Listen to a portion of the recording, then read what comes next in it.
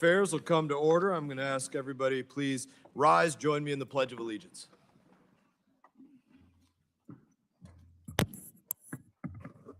I pledge allegiance to the flag of the United States of America and to the republic for which it stands, one nation, under God, indivisible, with liberty and justice for all.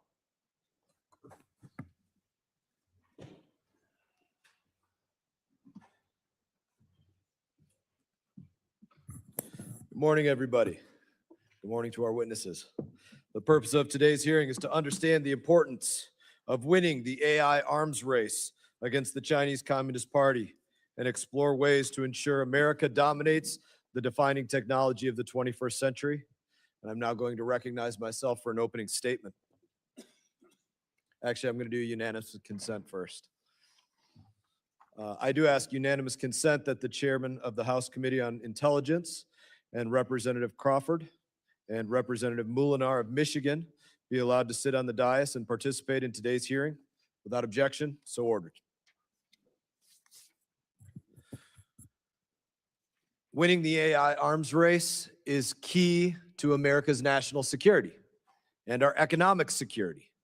The outcome of this race, it directly affects military competitiveness of the United States of America versus China. It is that black and white. And because AI works to improve other AI, this is a very unique race where the further you get ahead, the further you get ahead. This committee worked hard to get smart on all things AI, otherwise known as the AI stack. We've heard from those who make chips, those who make the machines that make chips, those that model chips, those that use chips. And that will continue through the next year. It is a fact that the AI arms race directly impacts our military competitiveness with China. That cannot be disputed. Among many capabilities, advanced AI enables military command and control. AI powers intelligence. AI powers surveillance. It powers cyber operations. AI powers analysis and data crunching. It powers autonomous weapons and nuclear modernization. AI dominance can decide who sees first, who decides first, and who strikes first. Those are some of the stakes. The United States of America is in the lead. We have an advantage over China. We know the pitfalls if China has an advantage over us. But in this circumstance, we have a clear advantage. That advantage did not happen by accident. America has amazingly creative people in amazing companies that innovate and continue to further advance the capabilities within our borders and beyond, in AI and 1,000 other spaces. Right now, America is ahead. Right now, chips made by American companies are the best in the world. Right now, America's cloud companies power AI worldwide. Right now, our models dominate global markets. That dominance is because of our nation's inventors and thinkers and entrepreneurs. But that dominance cannot be taken for granted as China tries to catch up. Why? Because these chips, they're not just kids playing video games on an Xbox, playing war games. They affect real wars, real weapons, real war powers, and they will be a part of bringing about real casualties. If anything, this is the highest of compliments. NVIDIA has made such good chips that if they were sold freely to the CCP would likely overtake us in the AI arms race. NVIDIA's chips are so much better than what China can make themselves that Chinese AI labs desperately want as many of these chips as they can get their hands on. That's a quantifiable fact. And Xi Jinping hates how badly that they need our chips. The evidence is already clear. When President Trump first imposed export controls back in 2019 by blocking the most advanced chip-making tools to China, our lead grew. Why? Because China cannot produce cutting-edge AI chips at scale. They can't do that. What does that mean? It means, number one, their chips are crappy compared to what Jensen Huang makes. And number two, if they try to make 100 of them, they're lucky if they get 30 of them to work. China is doing everything that they can to catch up and dominate us. So instead of our cloud companies dominating global markets, it would be China. Make no mistake, if China buys a chip, they are buying it so they can take it from an American company, or they are buying it to put a Chinese company ahead of an American company, or they are buying it to make the Chinese military better than the United States military. That is their goal. Instead of the US military having the AI advantage, the Chinese military would have the AI advantage. Just this month, Secretary of War Pete Hegseth announced the Department of War's AI strategy that said point blank, AI will redefine the character of war over the next decade. Our secretary demands 21st century technological supremacy in AI, hypersonics, and drones. Our oversight needs to keep pace with the challenge we are facing. That is why I wrote a bill called AI Overwatch that ensures our cutting-edge AI chips cannot be used by the Chinese military.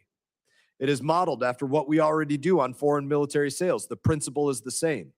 When an export shifts America's military advantage, Congress has a role to play. Advanced chips absolutely shift military advantage.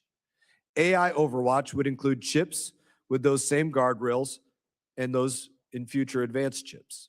As chairman of the House Foreign Affairs Committee, I have to review all military sales. When it comes to who we sell a fighter jet to, or who we might sell a fighter jet engine to, or a missile that would go on the wing of a fighter jet, or the avionics for a fighter jet. We review all of those things. If there is a potential sale of a military enabling chip to anybody, Congress needs to have oversight of that. When we are talking about what's going on with AI, chip dominance, cloud dominance, model dominance, we're talking about private companies in places like China that are purchasing chips for applications that will ultimately assist militaries of our foreign adversaries. Not every chip sale is a military sale. Many of them are. When we're talking about chip sales, we're talking about private companies in many cases, like DeepSeek or Alibaba or Tencent, among others, that are direct contractors working for the Chinese Communist Party, working to advance military dominance, working for the Chinese military, working to make their military more dominant by buying our chips. It's not complicated. It's that simple. Should Congress have oversight when selling missiles to other countries? Yes. The same should be said for chips. We want to enable the greatest AI capabilities for the United States. The Secretary of War laid it out plain for AI acceleration in the 21st century. 21st century technological supremacy. That is what AI Overwatch is about. That is what this hearing is about. AI acceleration strategy for America, for the 21st century, for supremacy for America. I want to thank our witnesses for joining us today. Your insights will help us fight this fight, and I look forward to today's discussion. That being said, I now recognize, do you have a statement, an opening statement? You have no statement. Mr. Meeks will deliver one when he returns. Very good. Other members of the committee are reminded that opening statements may be submitted for the record. We are pleased to have a distinguished panel of witnesses before us today on this important topic. Mr. Matt Pottinger, former Deputy U.S. National Security Advisor who led President Trump's export control strategy during the first Trump administration. Mr. Oren Cass, founder and chief economist at American Compass. And Mr. John Feiner, former principal deputy U.S. National Security Advisor who served during the Biden administration. This committee recognized the importance of the issues before us and is grateful to have you here to speak with us today. Your full statements will be made a part of the record, and I'll ask each of you to keep your spoken remarks as close to 5 minutes as you can in order to allow time for member questions. And that, Mr. Pottinger, I now recognize you for any opening statement that you may have. Chairman Mast and Ranking Member Meeks and distinguished members of the committee, I'm really privileged to testify today I'd like to spend just a few minutes dispelling some of the myths that have misled our government down the wrong path in our competition with China on artificial intelligence. But first, I just want to say a word about what's at stake. Imagine if the question before you today was whether to sell China the propulsion systems that make our nuclear submarines stealthy, or to debate whether to sell China a prototype of our F-47 fighter so that they could reverse engineer it, or to help Beijing paralyze our power grids through cyber attacks. We'd all laugh at the premise that there's anything to debate. Yet the United States has effectively taken a step toward all those outcomes and more by relaxing export controls and preparing to sell China the advanced chips that they need to try to surpass us in artificial intelligence. The security implications are clear. Selling NVIDIA's H200 chips to China will supercharge Beijing's military modernization, enhancing capabilities in everything from nuclear weapons to cyber warfare, autonomous drones, biological warfare, and intelligence and influence operations. It'll also help China's subsidized companies compete with American AI developers, putting at risk hundreds of billions of dollars in US investment at precisely the moment that transformational capabilities are emerging. And AI isn't just a pivotal technology, it is the pivotal technology that will determine whether the United States and its allies or an axis of totalitarian regimes lead in virtually all technologies, military and commercial. President Trump has made clear he wants to win this competition. His team, however, may not be aware of how damaging the administration's decision to sell to China H200 is to that goal.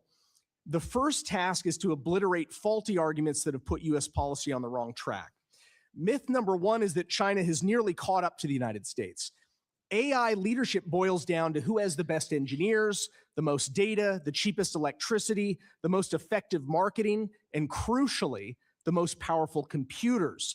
China is making strides in most areas, but the United States holds an ace card. We have privileged access to the most powerful chips in the world. American companies design them. Friendly countries like South Korea and Taiwan produce them.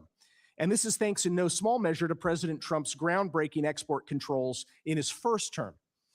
China's inability to produce advanced semiconductors at scale is the central bottleneck preventing it from overtaking us in AI. Oddly, some people argue that China is catching up so fast that we may as well lift the controls. Quote, China is nanoseconds behind America in AI, is how NVIDIA's CEO put it last November. But China's own leaders are far less confident. Last April, China's ruler Xi Jinping instructed the Politburo to, quote, face up to the gap, close quote, in core AI technologies. In December, Beijing set aside nearly $70 billion more for chip subsidies on top of the $145 billion that they spent over the past decade or so. So these aren't the actions of a competitor only nanoseconds behind. They're signs of desperation. Just days ago, a top Alibaba AI scientist in China forecast that there's only about a 20% chance at best that the world's leading AI company will be Chinese in 5 years. The chief scientist at another Chinese AI company, Zhipu AI, noted that, quote, the gap may not be narrowing, it might even be widening, close quote. Leading Chinese chip company Huawei can make only a fraction the number of chips as its closest Western competitor and with only a fraction of the computing power. The second myth is that we can make China addicted to US chips. Beijing utterly dismisses that premise. Quote, even if we introduce NVIDIA chips, our determination to pursue independent innovation will remain unwavering, is how the vice chairman of China's Semiconductor Industry Association put it last week. He continued, quote, the purpose of importing those chips is to catch up better, and catching up will eventually lead to running alongside or even taking the lead, he said. In other words, Beijing views NVIDIA chips just as a stopgap to help it leapfrog the United States. Finally, is the myth that we've already lost the AI race. This is in some ways the most dangerous myth, this idea that China's momentum is unstoppable and that America should accept decline. This is defeatism. America still holds the high ground. Our companies design the world's most advanced chips, and they dominate global cloud infrastructure. Here's quickly how to keep it that way. First, let China's leaders struggle to reinvent the wheel. If China wants to spend hundreds of billions of dollars to stay in second place on chip making, they should be our guest. The Soviets made the same mistake trying to replicate Ronald Reagan's Star Wars missile defense. Second, reverse the decision to sell China advanced AI chips. Congress needs to put guardrails in place so that this mistake can't be repeated. Third, get our allies to level up. The Netherlands and Japan still sell advanced semiconductor manufacturing equipment to China long after US firms have been prohibited by Washington from the China market. So we need to push allies to match our export controls fully. Thanks so much for the opportunity, and I look forward to your questions. Thank you, Mr. Pottinger. Thank you, Mr. Cass. I now recognize, Mr. Cass, I now recognize you for any opening statement you may have.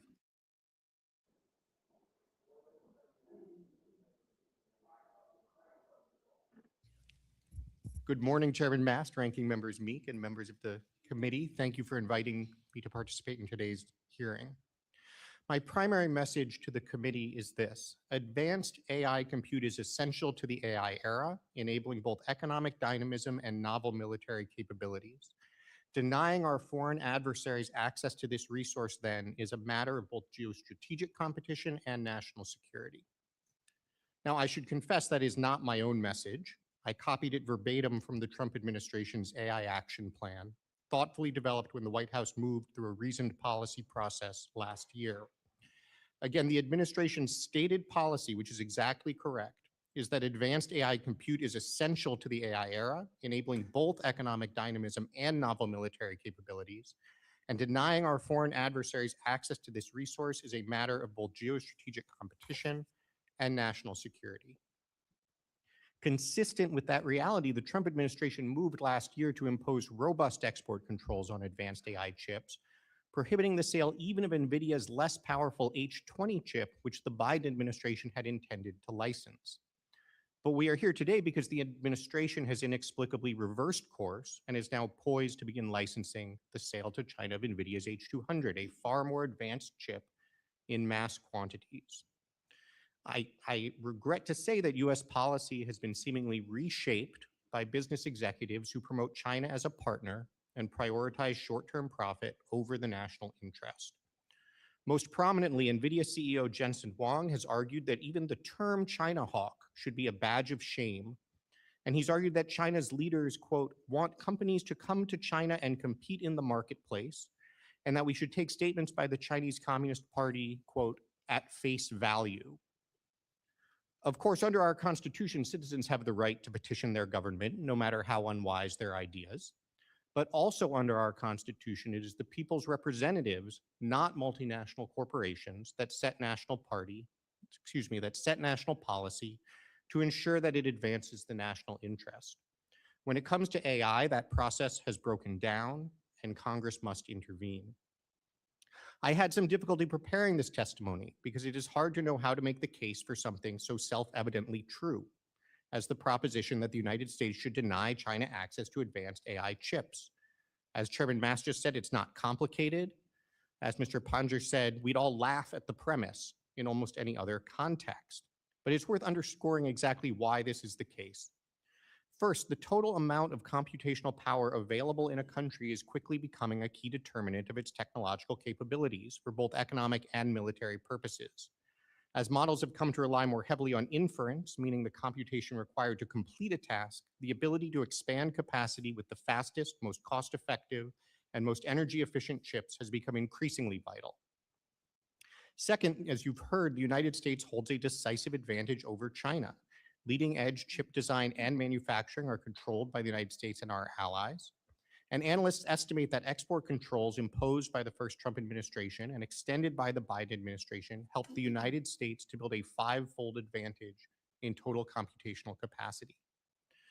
Third, as investment in AI infrastructure surges, chip manufacturers are struggling to meet demand.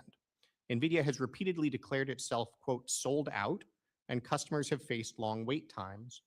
More recently, the chip on wafer on substrate packaging process and the high bandwidth memory critical for inference have become bottlenecks. Redirecting supply toward China will not only boost its technology sector, but also hamper ours. Thanks to short-sighted action by policymakers and corporations, the United States has already given away leadership in key technologies and supply chains to China. Our leadership in AI represents a crucial countervailing advantage that we must leverage if we are to maintain our military superiority and rebuild our industrial base. Blundering instead into exactly the same mistake yet again, like Charlie Brown chasing after Lucy's football, giving away this crucial technology because CEOs believe they can win in China and investors want to make a quick buck, would be an unconscionable error of world historical proportions. Setting export control policy is ultimately the responsibility of Congress. Legislation like the AI Overwatch Act would be an important step forward and is well aligned with the executive branch's AI action plan. Its requirements would ensure that licensing decisions are appropriate, the reasoning is well articulated, and the decision makers are accountable to the American people. What is going on now behind closed doors cannot continue. Thank you again for the opportunity to testify, and I look forward to your questions. Thank you, Mr. Cass. I now recognize you, Mr. Feiner, for any opening statement that you may have. Thank you, Mr. Chairman. Chairman Mast, ranking member, members of the committee, it's an honor to be here with you today in my personal capacity on a matter of such enormous consequence. I've been privileged to serve our country on national security issues for most of the past 17 years. In that time, I've worked on no issue more important than the competition between the United States and the People's Republic of China. I actually arrived in Hong Kong in 2001 during a time of what felt like great promise. The story since then has become infinitely more complicated, and I need not reprise it all here. But suffice it to say, many of the assumptions about China's trajectory and intentions of that period proved wildly optimistic and just plain wrong. Most consequentially for today's hearing, more than a decade ago, the Chinese government embarked upon a concerted effort to dominate the emerging technologies of the future, as well as their supply chains. The goal was to make China less dependent on the rest of the world, while making the rest of the world more dependent on China. The PRC's Made in China 2025 initiative and related policies were a blueprint for achieving technological primacy. And now that the year 2025 has come and gone, we can see the profound and problematic impact these policies have had all too clearly. Across these areas where China's trajectory has defied American expectations and challenged important US interests and values, our country has benefited from the emergence of a new bipartisan consensus for which the first Trump administration deserves genuine credit, updating US assumptions and strategies to make competition the hallmark of US policy toward China. The Biden administration built on key elements of our predecessor's approach, including by treating competition with China, particularly in the military and critical and emerging technology domains, as a top national security priority. Specifically, the Biden administration supplemented the Trump approach in at least two important ways: by working with this body to provide infusions of capital to our industrial base, and by enhancing our alliance relationships, particularly in the Indo-Pacific, as a force multiplier for American power and influence. One of the main reasons the United States has been able to mount this meaningful, if much needed, and still unfinished response to the threats posed by China is sustained strategic and bipartisan policy work across multiple administrations and both the executive and legislative branches of the government. Ultimate success, however, is far from secure. The stakes of US-China competition have only grown higher, and the most hotly contested area determining who eventually prevails will be this intense technology competition between the world's two leading powers and the economic and military strength that flows from it. Alongside the policy initiatives I've already described to promote American advantage in core areas of technology, the first Trump and Biden administrations also sought to protect America's lead in key areas of this race by placing controls on the most important inputs that fuel it: advanced semiconductors and the tools needed to fabricate them. Like other areas of economic statecraft, such as sanctions, export controls are not a one-off fix. They require relentless vigilance, iterative adjustment, and, when necessary, escalation. And importantly, they are strongest when both the executive and legislative branches of government reinforce each other's actions to maximum effect. Here again, the first Trump administration deserves credit for taking the first steps with our allies on export controls, and the Biden administration built on this effort, coordinating with allies and partners to impose comprehensive multilateral restrictions on the most advanced chips and tools. Perhaps the best indication that this approach has generally hit the mark is that in both public statements and private conversations, Chinese officials gradually elevated U.S. technology restrictions from what felt like a secondary concern to the very top of their grievance list, alongside core interests such as the future of Taiwan. Over time, the PRC increasingly sought to link such national security issues to other areas of mutual tension, such as the various economic and trade disputes between our countries, a linkage that the Biden administration rejected, adhering to a principle that national security necessities were not up for negotiation. This is particularly true for AI chips, nearly all of which are designed and sold by American companies, and the advanced semiconductor manufacturing equipment needed to make them, where US, Dutch, and Japanese companies dominate the market. Together, these technologies enable the US's most important remaining advantage in the AI race, a substantial leading compute needed to train and operate large language models.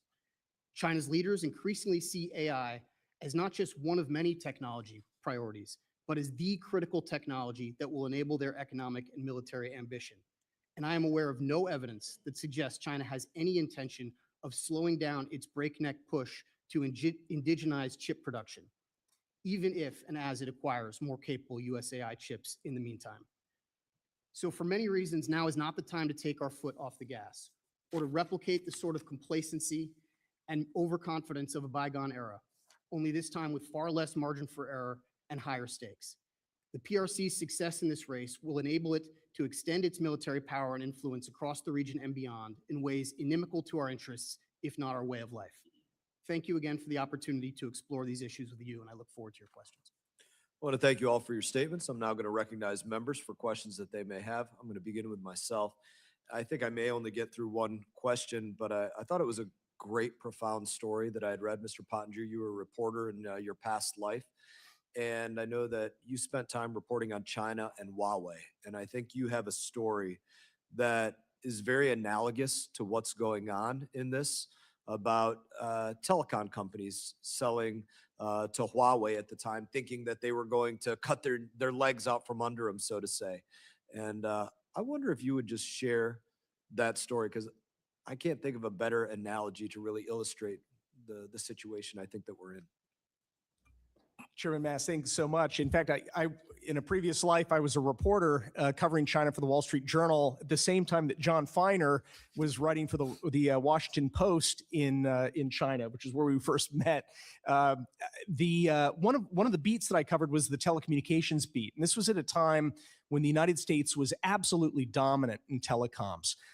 Remember, of course, Bell Labs, which invented transistors. The whole computer revolution began here in the United States, and companies that were spun out of that, like Lucent Technologies and Bell Labs, were making the telecommunications equipment that China was importing to build out its cell phone networks and the like. And they had a dominant lead. Other Western companies as well, like Nortel Networks, Marconi in the UK, Motorola used to be in this space. You had companies like Alcatel in France.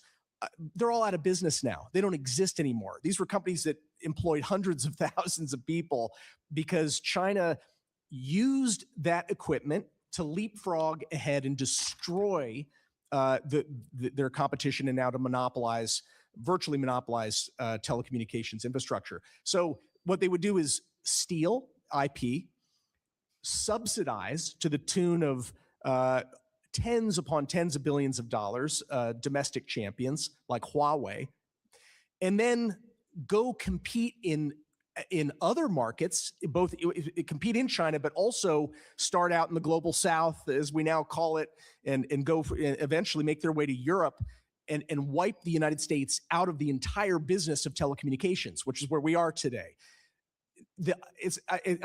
Without any sense of irony here, it's actually the same Chinese companies that are trying to do the same thing again. It's Huawei that is going to try to destroy American chip designers and manufacturers using the same playbook. Suck them in, get their equipment, use the American equipment, subsidize it in order to then start stealing market share around the world, and then destroy their access. No one gets addicted to the American technology. The policy is to destroy American involvement in that whole sector, and then win the future. So we're watching the same bad movie all over again.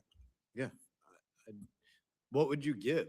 Simply, I mean, I think you laid it out, but give a lesson learned. What would you say to those that are working on AI policy today? Yeah, first, do no harm. There is no future for any American company in China when China's national policy is to only suck them in as far as they need to learn, steal, subsidize, and then destroy the competition.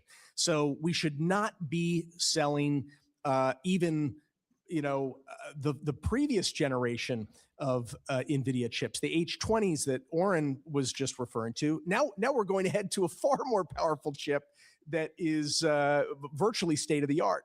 So when they come out with the Rubin chip, we shouldn't step back and start selling Blackwell chips. The hundreds of billions of dollars that are going into building this data center, they don't just upgrade to Rubin chips. These are American companies that are spending hundreds of billions of dollars. They're investing for the long term in current generation technology. They can't just throw out the data centers that they're investing in now just because a new generation of chip comes out. We can see that these incredible advances in AI that are taking place are actually on even older generation chips. So we don't want to just maintain a little marginal lead. We want to absolutely continue to expand our lead over the People's Republic of China. I think this is a difficult subject. It's not an intuitive subject for most people when you talk about the full stack of AI, right? Unless this is what they went to school for, it's not intuitive. And so if you can't even see vividly what's directly in front of you with this technology, it's very difficult to understand where the future can be in a year, much less 5 or 10 years, if you don't have that education in it, that imagination for it. So take that and tell me, what are the risks that we face in the future? Where can we get to that most people aren't even tracking that this could bring us to this place in the future? Yeah, I think we have to be humble to your point about thinking that we can see how far China could go if it had really advanced chips, or assume that they can't catch up. Gordon Moore, the great genius who helped, he created Moore's law that said that chips will shrink in size and expand exponentially every 2 years in power. I was watching a documentary. Even he, the guy who created, in many ways, the computer era, didn't realize that personal computers were going to become a thing. He was building chips at the time for big mainframes. So, I mean, the whole revolution that he brought about, he couldn't even see the implications right in front of him until after things started to move. So we don't want to give Beijing the chance to surprise us and to go beyond our imagination, because there's no such thing as civilian in one compartment, civilian uses, and then military uses in another. China has a national strategy called military-civil fusion. It's literally national policy that all civilian and commercial technology must serve the interests of China's military modernization. Thank you. Representative Obama. Thank you, Mr. Chairman.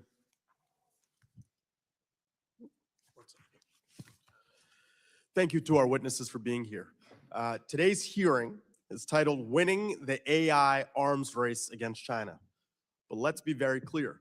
President Trump isn't winning. He's losing. And it's worse. He's empowering China. He's handicapping the United States' AI superiority by opening the door for China to purchase NVIDIA's H200 chips, as we've discussed this morning. He's sabotaging our national security by auctioning off our most advanced technology to the highest bidder.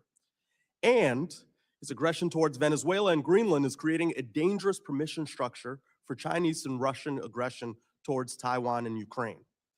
Misstep after misstep, Trump keeps stacking the deck for China and against the United States. Now, while the president pushes problematic policies, we must work across the aisle in the spirit of bipartisanship that you've articulated this morning, witnesses, to actually out-innovate our enemies and win this race. This is not about ego. It's about technological superiority on and off the battlefield. It's about protecting US innovation. It's about growing American jobs. And if we want to win the AI arms race, we must be thoughtful about how we protect our advanced chips, period. I'll start with Mr. Pottinger and go down to each of our panelists. Do you agree with this statement, yes or no? H200 chips are the building blocks of AI superiority and are integral to modern military applications. The country that controls these chips will control AI technology. The country that controls AI technology will control the future. I agree with the spirit of that comment, yes. Mr. Cass? Yes, likewise. Same answer for me. That's a quote directly from Trump's Department of Justice, released mere hours before the president announced his approval of H200 chip sales to China. I ask for unanimous consent to enter this press release into the record. Why did the Department of Justice contradict the president? Because it's the truth. And because of the Justice Department had rightly just shut down a smuggling ring that illegally exported H200 chips to China. Trump's own Justice Department believes that Chinese access to H200 chips will damage our national security. And I agree.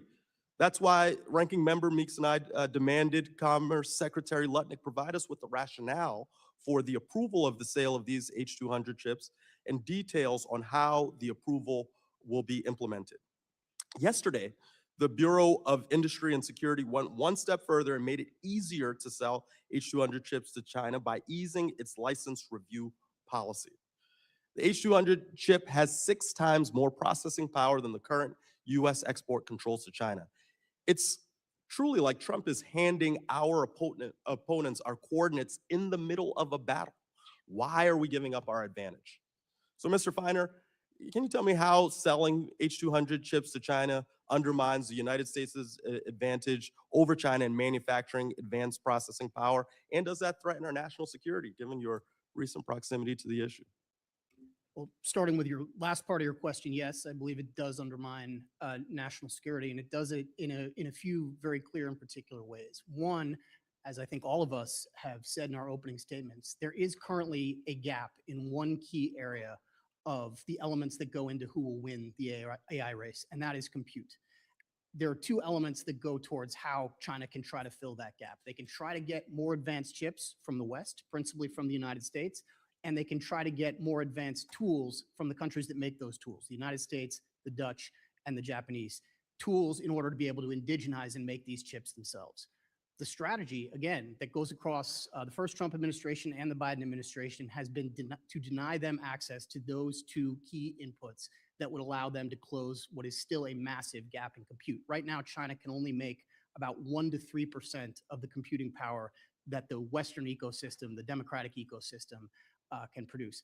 I can't think of any good reason why we should allow them to fill that gap, given the role that AI plays in any number of national security areas. Matt did a very good job, Mr. Pottinger, of articulating them, but they go towards how AI will be a key factor in military technology, in intelligence technology, in biotechnology that can be used to develop novel pathogens and weapons, in cyber attacks, and there have been a number of recent disclosures in that space that can be enabled by AI, especially AI backed by massive compute. So I think the answer to your question is overdetermined, but that's my answer. Well, I hope the subheadline of this hearing and the message of the Trump administration should be, I can't think of any good reason. With that, I yield back. Chairman Emeritus McCall. Thank you, Mr. Chairman. Thanks for bringing this issue to the forefront. I think it's one of the most important issues facing this committee. The great power competition with China rivals, when I was growing up, the Cold War against Russia in the space race. And for years, we thought we could work with China as business partners.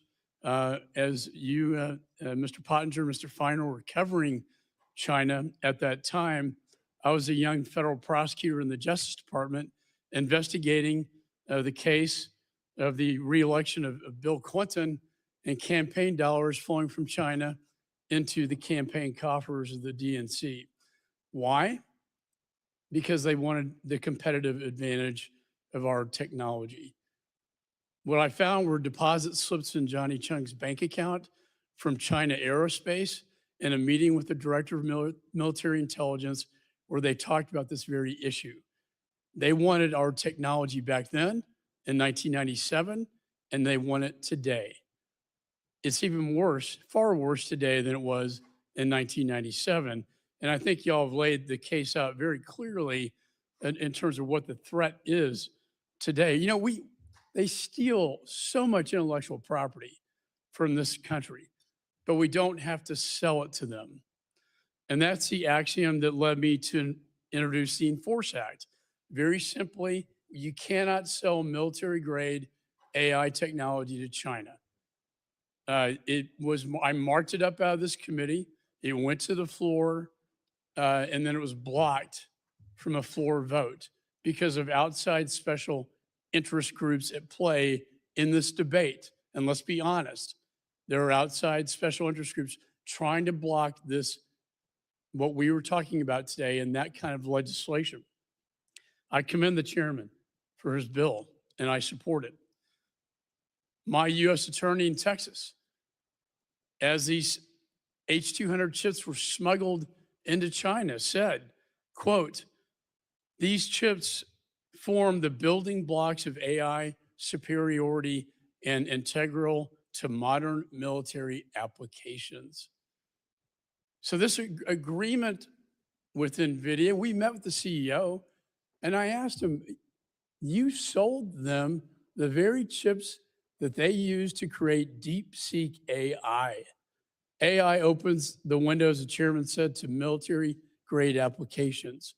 You sold them the technology that now has given them DeepSeek AI. Granted, it was legal until we caught up with it with export controls, but it demonstrates why those controls are so important. I want to ask Mr. Pottinger this question. You said the vice chairman, I always love using the enemy's words against them, right? But the vice chairman of China's Semiconductor Industry Association said that he believes that they need NVIDIA chips to, quote, catch up. Or in other words, Beijing needs NVIDIA chips to take the lead in this great power competition. Is that an accurate statement, and can you expand on that? Very good to see you, sir. Thank you. That's right. I have a fuller quote in my submitted testimony, but Wei Xiaojun is the vice chairman of the China Semiconductor Industry Association. So in China, industry associations aren't like they are here in the United States. The founding charter of the China Semiconductor Industry Association says that their purpose is to uphold Marxism, Leninism, Mao Zedong thought, and Xi Jinping thought on socialism with Chinese characteristics for a new era. So it's basically an appendage of the party state. What he was saying just last week is that we're going to use NVIDIA chips to leapfrog NVIDIA over time. We're going to use NVIDIA chips to leapfrog the United States in AI. That is the policy. It's very explicit. And essentially saying we're going to use NVIDIA chips to defeat the United States in the great power competition. Those are my words, but I think it's very clear the intention behind his statement. Now, their argument is this, when you talk to them, you know, we just need to get them hooked on our chips. These are second generation chips. We need to hook them on our chips so they don't manufacture them themselves. And by the way, we need to compete with Huawei in their own market so we have market share against Huawei. Do you buy that statement, Mr. Pottinger? Sorry, that Do you buy that statement that we need to hook them on our technology and sell them our technology and compete with them in their own market? China's leaders, in their own words, utterly reject the premise that they will allow their country to become addicted. And by the way, Chinese companies have, from what I'm reading, have ordered 2 million of these chips. Chinese government may not actually let them import all of those chips because they want to mandate that Chinese companies continue to buy inferior Huawei chips at the same time until Huawei, they hope, can catch up. they'll use the more advanced AI that they're getting from the American chips, they'll use to compete with American companies and also to advance Huawei's planning and designs to catch up. So NVIDIA may actually be sort of seeding its own demise.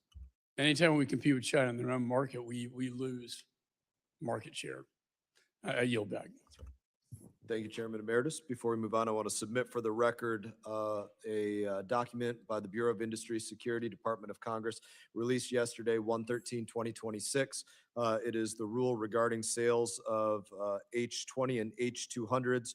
And I want to thank the administration for putting this forward, outlining no sales to Chinese military, no harm to American availability. And so I submit this for the record without objection. So ordered. And I now recognize Representative Sherman. Thank you. I'm going to spend about 1 minute on what everybody else is talking about because I think it's already been covered pretty well. I think the chair gave a great statement as to why we shouldn't be doing this. And then we have the president gets us a 15% cut on everything NVIDIA sells, or a lot of what they sell. I'll ask our panel here. Should we sell F-35s to China if we get a 15% rake off for the U.S. Treasury? Anybody think that's a good idea? I'll just, yes or no answer. Terrible idea. Have not heard of that. We should not. Easy question. And the former chair points out all the money and power that is against us here. But there's an area where there's even more money and power, and that is the basic issue of AI's domestic use, its development. There was a letter signed by, I believe, Elon Musk and many other luminaries back in March of 2023, calling for a pause for 6 months in AI development at the advanced levels.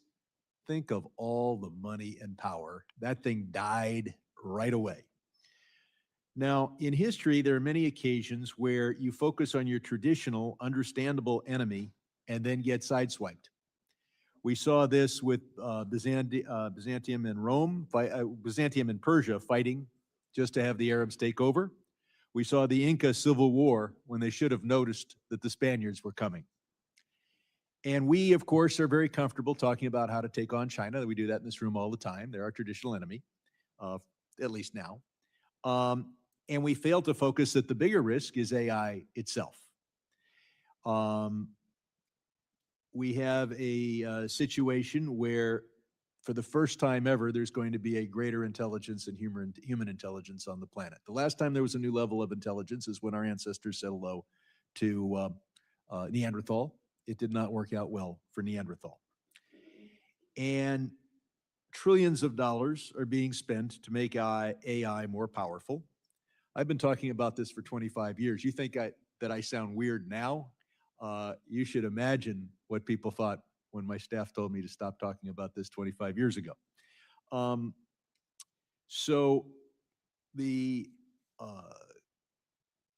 power, there's no way we're going to pause AI research. Trillions of dollars and China are two reasons. The question is whether AI will be a tool, in which case it'll still be pretty dangerous, just as fire or nuclear technology is dangerous, or whether we're going to allow AI to become a creature, an entity with its own objectives, its own ambitions, self-awareness. Now,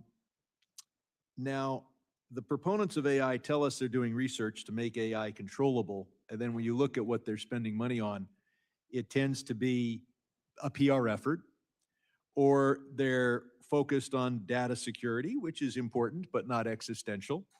But they're not really focused on the issue that is raised by this book, which I commend to everyone, but the title tells them all: if anyone builds it, everyone dies. Why superhuman AI would kill us all. I don't think anyone here can be confident that if AI were self-aware, that it would decide that it liked us. So we've got a good panel here. Trillions of dollars are being spent to make AI more powerful. Can any of you identify a program, an institute that is working right now to monitor for and prevent AI self-awareness and ambition? go with? No.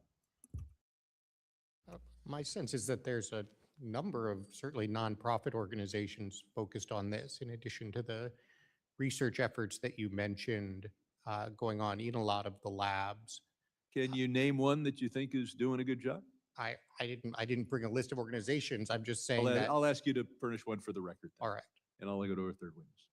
I can't name one. I do personally believe the most important decisions in this space are going to be made by the corporate actors themselves who lead these companies and by the U.S. government that will have to decide where to draw policy lines. Well, the U.S. government has already made apparently the decision to send the most advanced chip to China as long as we get a 15% rake off the top. And that's the entity that's got public interest at heart, at least to some degree. Nobody makes their stock price go up by saying we're going to spend 1% of revenue to prevent AI from being self-aware and ambitious. I would commend to my colleagues. I've introduced a bill, and I could really use some co-sponsors.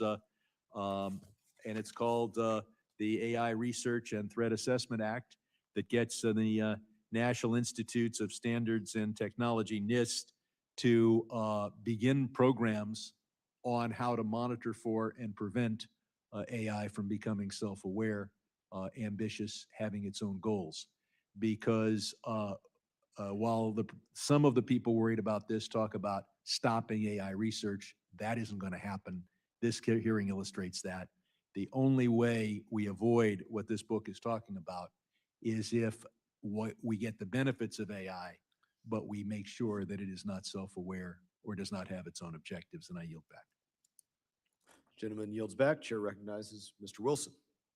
Thank you very much, Chairman Brian Mast, and thank each of the witnesses here. And it's encouraging to see the bipartisanship that we have with great leadership like with Ranking Member Greg Meeks.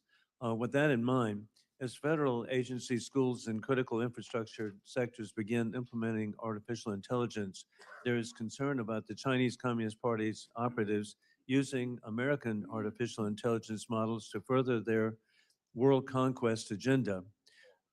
Reports cite anti-American propaganda generation with war criminal Putin, mechanisms to monitor Western media, and cyber attacks on financial services, governments, and critical infrastructure.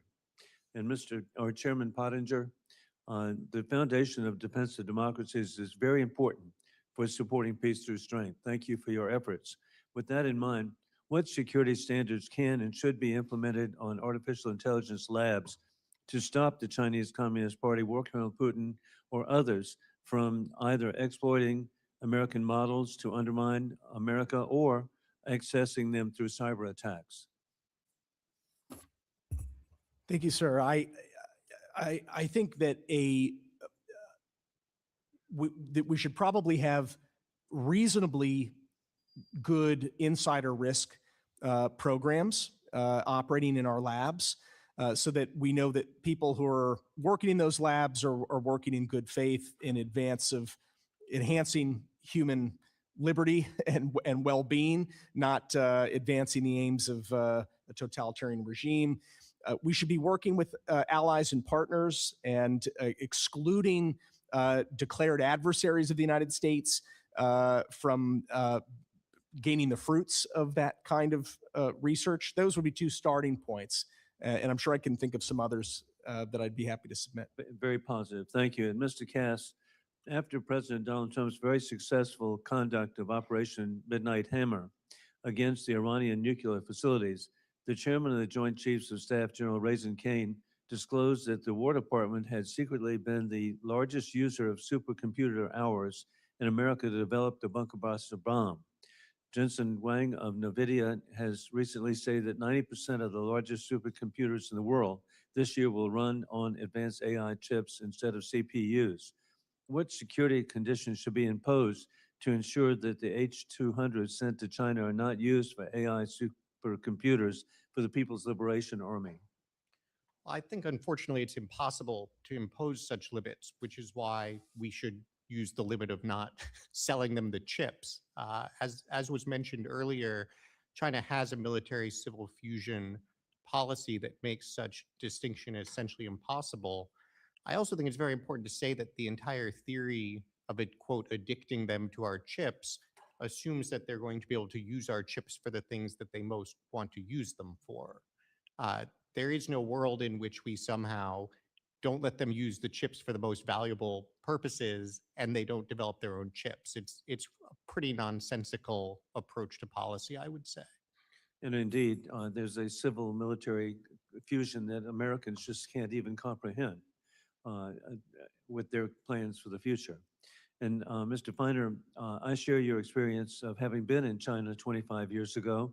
There was such hope for as our economies were so interconnected that it would be mutually beneficial that we continue to work together. As the son of a flying tiger, I was welcomed when I was there, as they appreciated America's liberation of China with my dad's service in Kunming, Chengdu, and Xi'an.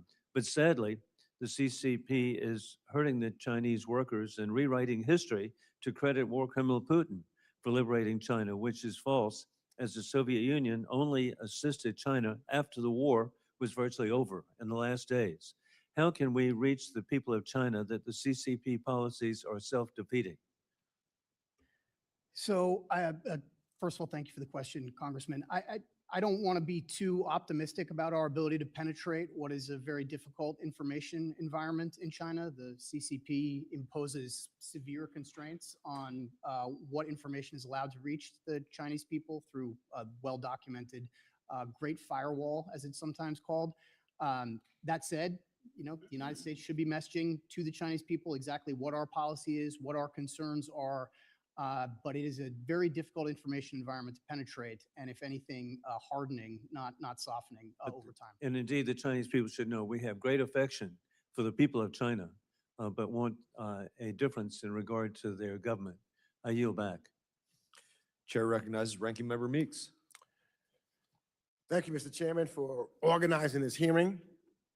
Our export controls are critical to our national security and our strategic competition with China. So it's important to have a public debate on this topic. I also would like to thank our three esteemed witnesses for appearing before this committee. In an environment where it seems that Democrats and Republicans can't agree on much, there seems to be an overwhelming consensus that America must lead the AI race. This requires investing in and supporting research and innovation here at home, while promoting the spread of American AI technologies globally. It also requires ensuring that we are not contributing to the military and frontier AI capabilities of our chief competitor, the People's Republic of China. It would be an understatement to say that I'm concerned about the Trump administration's export control policy. I'm not simply concerned, I am alarmed, because this administration is ceding our advantages in the AI race and actively undermining our national security. The administration has used our export controls not as a vital national security tool, but as a bargaining chip in tariff negotiations with China. Desperate to resolve the trade war he started, Donald Trump has made multiple concessions to China to secure a trade deal. Trump rolled back his own export controls, first on selling the H20 chip to China, then on the 50% affiliates rule, and now he's dead set on rolling back restrictions that the Biden administration put in place to ensure that our most advanced chips aren't sold to China. Last month, the president announced that he would greenlight the sale of NVIDIA's H200 chips to China, which the administration just formalized yesterday. This is a strategic mistake that will harm our advantage in the AI race and do grave damage to our national security.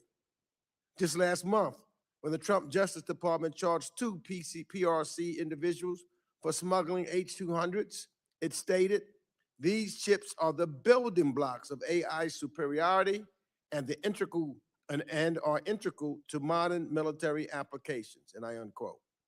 Additionally, the administration's proposal to seize 25% of the profits of H200 sales to China raises all kinds of legal, ethical, and policy questions. The Export Control Reform Act of 2018 is clear. No fees may be charged in connection with the consideration of any application for a license approval. Our national security should not be negotiable. and it should not be for sale. And that's why last month I introduced the Restrict Act to ban the sale of H-200s to China and to codify the Biden administration's restrictions on the most advanced U.S. chips sales to China. Also last month, I sent a letter to the Department of Commerce requesting license information on advanced chip sales to China, as well as copies of any government-to-government agreements related to advanced chips exports. Despite my January 12th deadline, the Commerce Department has yet to provide the information I requested. Mr. Chairman, I would like to ask for unanimous consent to submit that letter into the record. So ordered. Again, I want to thank this panel of witnesses for appearing here today, but comprehensive oversight means we must also have administration officials testify publicly on this topic so that our members at this committee can conduct proper oversight. The stakes of the AI race and for our national security are too consequential. Mr. Chairman, I want to thank you for the opportunity to give my opening statement at this particular point, knowing that I couldn't get here, and thank you for that opportunity to do just that. Can I proceed with my questions? Thank you. So, the president has said that he will not approve H-200 licenses for bad actors in China. While this does not ally concerns about smuggling and diversions, I'm also skeptical that the administration will pick the right customers from the start. So, Mr. Pottinger, which foreign company is our biggest competition when it comes to developing the most advanced AI models? The main Chinese companies, there's several of them. It includes DeepSeek, it includes Zhipu AI, Alibaba, ByteDance, which of course runs the TikTok algorithms that have distorted public discourse in this country, and there are many others, sir. Yes, and DeepSeek is really one of the big ones. And would you agree that DeepSeek, for example, thus far has been constrained by our chip export controls? The companies, from what I'm reading, that these Chinese companies have already ordered up something like 2 million of these chips since the decision was made to start. But my question was, do you agree that until it was found out that they were constrained beforehand? Absolutely. And they fear that the gap would continue growing, but for the H-200s. And Mr. Feiner, could DeepSeek's open source models have been even more advanced if it had access to our more advanced chips? Thank you, Ranking Member Meeks. I think the answer to that is undeniably yes. DeepSeek's model was built essentially on U.S. chips it acquired before export controls went into place, probably some chips that were smuggled subsequent to export controls going into place, and giving them access to more advanced chips will only allow them to build a better model. And by the way, you don't have to take my word for it. The DeepSeek CEO himself was recently quoted as saying, "Our problem has never been funding, it's the embargo on high-end chips." And so you also think selling H-200s to DeepSeek could hurt our lead in the AI race? Yes. I agree. It appears the administration does not, though. In fact, when a member of this committee asked BIS Undersecretary to commit to denying H-200 licenses for DeepSeek, he refused. So if this administration can't promise that they won't sell H-200s to DeepSeek, how can we have any faith that it will make sound judgments about which end users in China should be approved for H-200s? Let me go to something else that I'm deeply concerned about, and that's the idea that export controls could be used as a chip in trade deals. I'm interested if any of our witnesses can see a scenario where we should use export controls, which is at its core a national security function, as a bargaining chip on trade deals, as the administration has admitted it is doing. Let me start, I guess, with you, Mr. Feiner. What's your view on whether we should bargain away export controls for trade deals?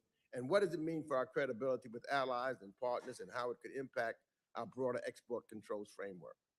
I believe a good principle, a ranking member, is not to barter, exchange, or negotiate issues of national security in the context of trade negotiations or other economic challenges, whether that's national security related export controls or doctrinal policy toward Taiwan or any number of other national security issues we have with the PRC. Mr. Pottinger, I second that. Mr. Cass, Certainly in the context of the negotiations they've been holding, there's nothing to negotiate. China's not able to offer anything of value because it's not interested in actually having a constructive relationship with the United States. so let me ask this, be my last question. By rolling back our controls against China, has the administration created incentives for our partners to do the same thing?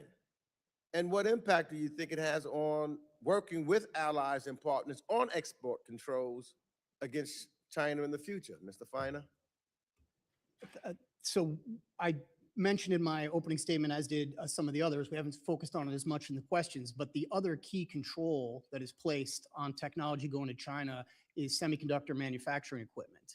And there is almost an explicit, certainly an implicit understanding among the United States and then the other countries that make this SME that if we are going to ask of them not to give their companies access to the Chinese market to sell SME, we should be asking the same thing of our chip makers, not to have access to the Chinese market for the most advanced semiconductors. If we roll back or erode the restrictions on our own companies, certainly the incentive is there for them to roll back or erode the restrictions they're placing on their own companies. And that's one of the big concerns I have about the recent announcement related to the H200. Thank you. I yield back. Thank you, Ranking Member Meeks. And I don't know if the ranking member had a chance to read the final rule issued yesterday or not, but it does state very clearly no chips will be approved if there is a military end user. And there are very specific controls in it to ensure no remote access by a number of end users as well, which is something new, whether that's for Belarus, China, Cuba, Iran, Macau, North Korea, Russia, Venezuela, as well as parent companies' headquarters in those places. And the rule, as I submitted it for the record, also states no chips can be approved at the expense of Americans. So it's important to note those things are in that final rule as well. And I now recognize Representative Perry. Thanks, Mr. Chairman. I think it's also important that the whole story be told here, and that recent reporting says that Chinese customs authorities have blocked all H200s from actually getting through customs in China. And that's another indicator that they're really not interested in a substandard chip, and there's a lot of politics involved in this. But look, we're all, I think, interested in safeguarding America. Mr. Cass, U.S. controls don't preclude equipment going to China, but they just preclude American equipment going to China. Some of the advanced test equipment for that, there are only two suppliers, right? One is an American company that is not allowed to supply Huawei. Another is a Japanese company that does. This test equipment is essential to improving the design and efficiency. Should we focus on what we can do to stop the single foreign company from undermining our controls and helping Huawei develop these advanced chips? Yeah, thank you for that question. I think it raises a very important point, and one that Mr. Feiner was just speaking to as well, which is that for this policy to be effective toward China, there are alliances that need to be maintained, and we do need to hold hands with our partners in standing against China. This sort of situation where the U.S. imposes an export control, but an ally doesn't, harms our own company without doing much to accomplish what we want in China. So I think we need to further strengthen the terms on which we really insist that our allies work with us on this. We do have laws in this country that allow us to further that, and we should use them. The problem, as Mr. Feiner just said, is it is awfully hard to do that if we are at the same time opening up China for our own companies. And so we should absolutely focus on those sorts of issues you've raised, but we are not going to be able to do that unless we get these fundamental export controls with respect to our own producers right. Certainly I understand that, and I'm sure that Japan understands it's a big world with a lot of different moving parts, and we're talking about one company. And I'm sure there's a way to bridge that gap and maintain the alliance while hemming China in. Mr. Pottinger brings me to a critical vulnerability, which is dual-use companies on DoD's 1260H list of the Chinese military companies still able to access U.S. capital markets today, even as of the June 30th, 2026 procurement ban as that looms. This afternoon, I will be introducing the Divesting from Communist China's Military Act, which would mandate automatic treasury inclusion of any newly added 1260H entities onto the NSCMIC list within 90 days. This would restrict U.S. persons from purchasing their securities, harmonizing regimes, and cutting off capital that funds dual-use AI breakthroughs like reasoning models for autonomous swarms or generative tools for intelligence analysis.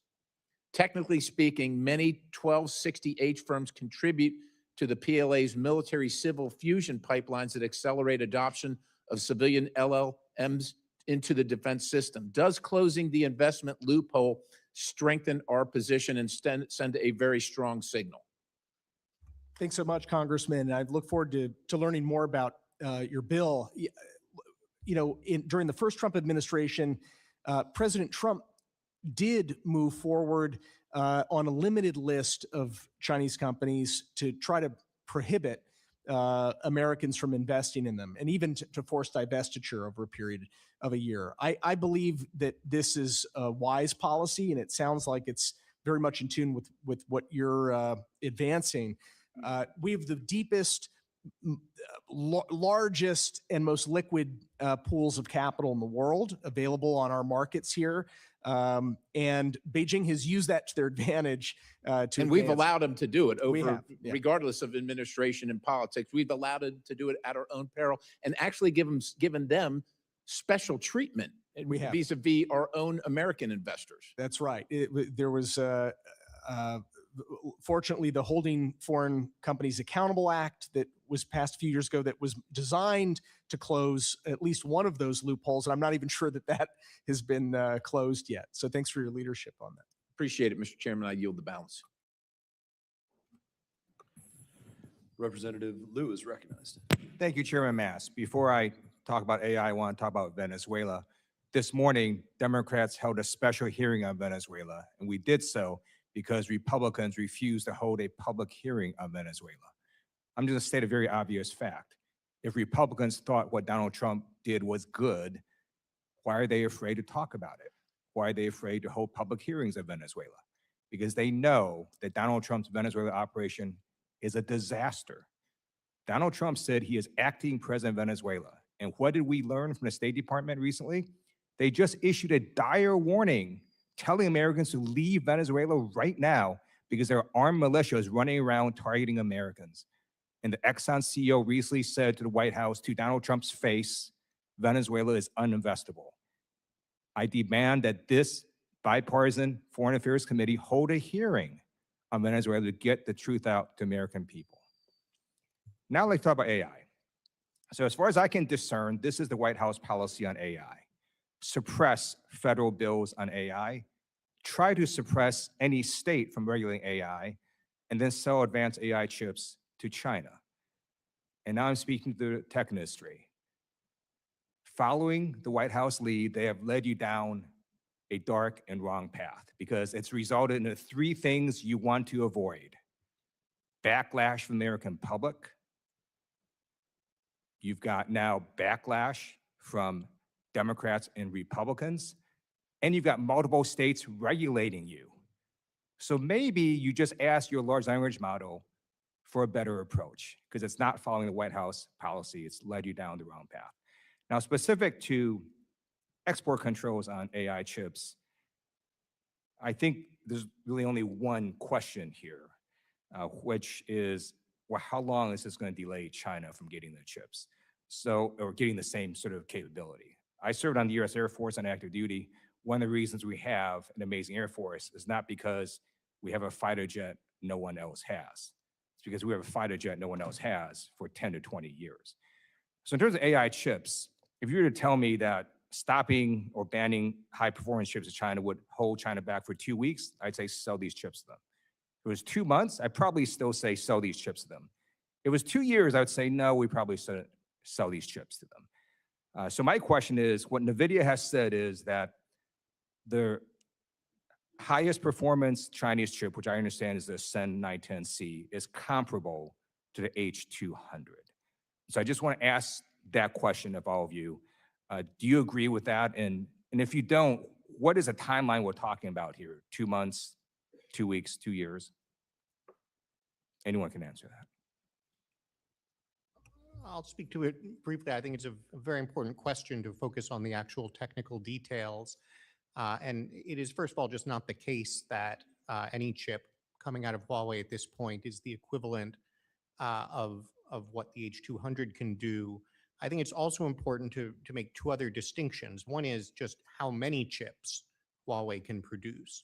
Somebody mentioned earlier, and exactly correctly, even if Huawei can produce a couple 100,000 chips in a year that are equivalent to some American chips, the US can produce millions. And as Mr. Pottinger mentioned, that's why China is now trying to buy, the Chinese companies are trying to buy millions of these chips, because it is not just the capability of the individual chip, it is the scale. And then the final point, I would emphasize that as this scaling up is happening so quickly, the cost and the energy efficiency of the chips is extraordinarily important. So it is true that China is finding workarounds, stringing many more less powerful chips together and so forth to try to advance its efforts. But having that higher cost, having that higher complexity is a burden for them, and it gives us an advantage. And so every generation, as we continue to move forward, that we are able to expand our lead in total capacity, that we are able to build data centers that are better than the data centers they build, leads to an entrenched and sustainable advantage. So let me just ask this question again. How far would we be setting China back if we didn't sell them H200 chip? 2 weeks, 2 months, 2 years? Longer. Years. I liked your analogy. The H200 is an F-35. Just because we're now going to be building an F-47 is not grounds for us to start selling all of our F-35s to China. Your analogy is exactly right. These are massive investments that American companies have made into current generation technology. Just because there's going to be another generation later is not a reason for us to bring China up to where we are. Chinese AI scientists, as early as just a few days ago, were all bemoaning the fact that without advanced American chips, the gap is actually growing. They are falling further behind the United States. Thank you. I yield back. Gentleman yields back. Chair recognizes Representative Huizenga. Thank you, Mr. Chairman. I just want to say thank you for your work on this hearing. You and I have been spending a fair amount of time in conversations, both in and out of SCIFs surrounding all of this. And I also want to just say to the fine folks at BIS, I appreciate this rule and the step towards that. But we all know, one, the devil's in the details, and two, rules and regulations are only as good as your willingness to enforce them. And that is what we're going to be watching for on this. So I'm going to start. Obviously, we've got some crown jewels here in artificial intelligence with Colossus 1 and 2 data centers, thanks to Elon Musk, which together host more than 1 million H100 equivalent AI chips. Data centers like this underpin, I believe, America's advantage in AI versus the Chinese Communist Party and their capabilities. So, Mr. Cass, let's say China had its own equivalent of Colossus 1 and 2. What kind of military intelligence and economic capabilities could that unlock? I think it's important to distinguish between two steps. There's both a question of to what extent can they train better and more powerful models, and then what capacity do they have to actually be running the models. And so certainly to the extent that they have more of the most advanced chips, can build a cluster more like Colossus, they're in a better position to train a more powerful model. The second problem— the 2 million number was thrown out by Mr. Pottinger earlier, and whether that's actually at 100% accurate or not, we know that any significant number of those types of chips could bring this type of capability, correct? And basically create the ecosystem. That would be a step change for China to have access to that many Yeah. advanced Okay. chips. Yes, and just to then emphasize one additional point, and this goes to the congressman's question about how far behind China is. At the end of the day, the rate that you can deploy AI, whether for defense or in your economy, comes down to the total amount of computational power that you have. And so I think a best way to think about whether we are ahead or not is what share of that most advanced computational power do we have? We were roughly at parity with China before we imposed all these export controls. We now have a 5x advantage. To Mr. Pottinger's point, we should be trying to drive that higher, not saying it's okay. for Okay. it to Well, come so, I down. mean, not everybody agrees, right? I mean, there are some people that are arguing the most effective way to kneecap Huawei's growth in semiconductor manufacturing and by extension China is to take market share. I think that was getting talked about a little while ago. They believe that mass sale of AI chips will then basically allow us to front run.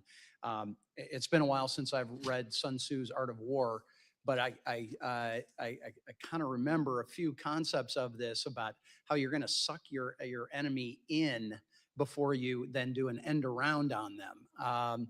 And it seems to me that two things can be true. They may need advanced chips currently, and they also may still strive to develop their own indigenous chip systems. So it seems to me that some people are arguing, well, yeah, but if we just sell these to them, then it's just going to drop off and it's not going to happen. And now there's been some, and I think it was Mr. Cass who had suggested maybe Xi Jinping may not allow this, or whoever the decision makers are. We know it's pretty much him. But so what happens if Xi decides not to block Chinese AI labs from purchasing H200? What if he does decide, sorry, does that mean America should be selling these H200s or even more advanced chips to China to sort of entice them in? Yeah, absolutely not. And you're right. Xi Jinping has made clear, and it's cascading through his system, that the message is Chinese companies can buy a certain number. It's not clear how many they're going to permit them to buy of these H200s, but they'll be required to continue buying inferior Huawei chips so that Huawei can catch up and eventually basically push NVIDIA completely out of the market. So it's a total fairy tale to think that this is a way to addict China to our technology. We've seen it over and over and over again. Okay, in my closing moments here, I think Mr. Perry had talked about and asked about testing equipment.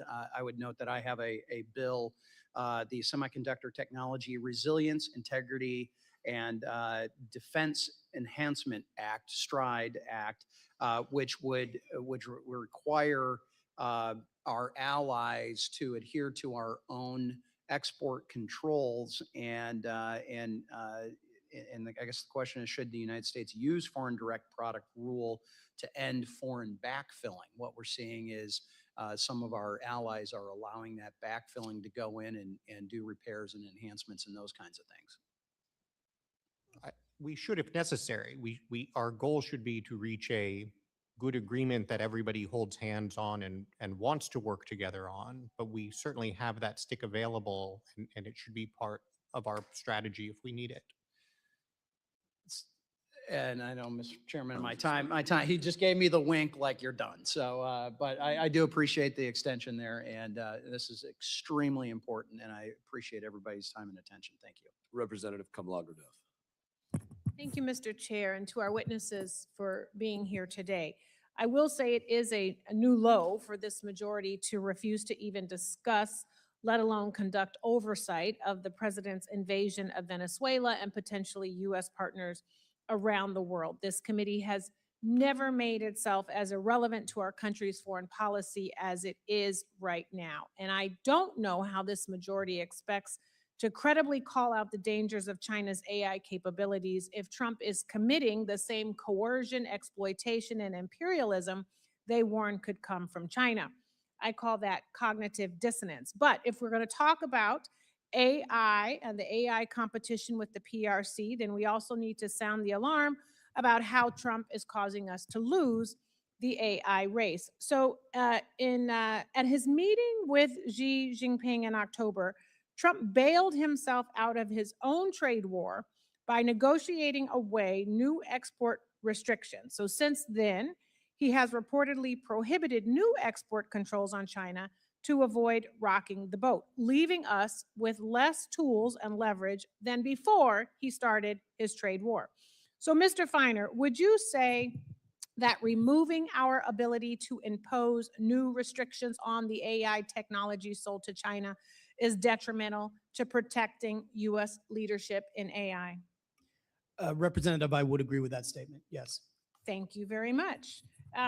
So I'm hearing a lot of excuses that it could be worse, but that's not what I want to hear. I don't think that's what the American people want to hear when we're talking about national security. So, Mr. Pottinger, does giving China up to half the amount of H-200s that American customers have access to significantly boost China's global competitiveness in AI? It's damaging to the U.S. national security interest and to our commercial interest. I mean, the interest of U.S. companies. You know, every time one of these chips is made, even in H-200, which is slightly, less capable than The F-35 instead of the right, the F-47. F-35 and the F-47. It means that there's fewer, there's less capacity available to make actually the more advanced chips that American companies want. And that's because many of the components that go into the chips are the same. So for example, there are high bandwidth memory chips that are made by a company in Korea that go into the H-200s that we'd be selling to China, as well as into H-300s and other chips that American companies are buying. That means it's zero sum. The more chips that NVIDIA makes for China, the fewer that will be available for American companies. That's right. That's right. So basically, these chips are a big deal. And I want to say that the most powerful AI chip on the market right now are the Grace Blackwells, but Trump lifted restrictions on the sale of a very advanced, the F-35, H-200s. And we do know that Trump is visiting China in April. We don't know if he will eventually put the sale of Blackwells to China back on the table. We don't really know that. So, Mr. Pottinger, you've previously said that selling Blackwells to China would be catastrophic for U.S. technology leadership. Do you stand by that statement? Certainly. Okay, thank you. We also know that Trump's BIS has created a massive backlog of license applications to even low-risk countries, and that is holding up billions of dollars in potential R&D funding for our chip industry, because we know that AI innovation is supported by the revenue that U.S. semiconductor firms invest back into R&D. So, Mr. Feiner, would you say that this recipe that I just mentioned undercuts our global competitiveness? Not only do I agree with that, I think the addition of now what looks to be a very complex review that will have to be undertaken with regard to the rule that was promulgated last night, and I just started to dig into it like everybody else.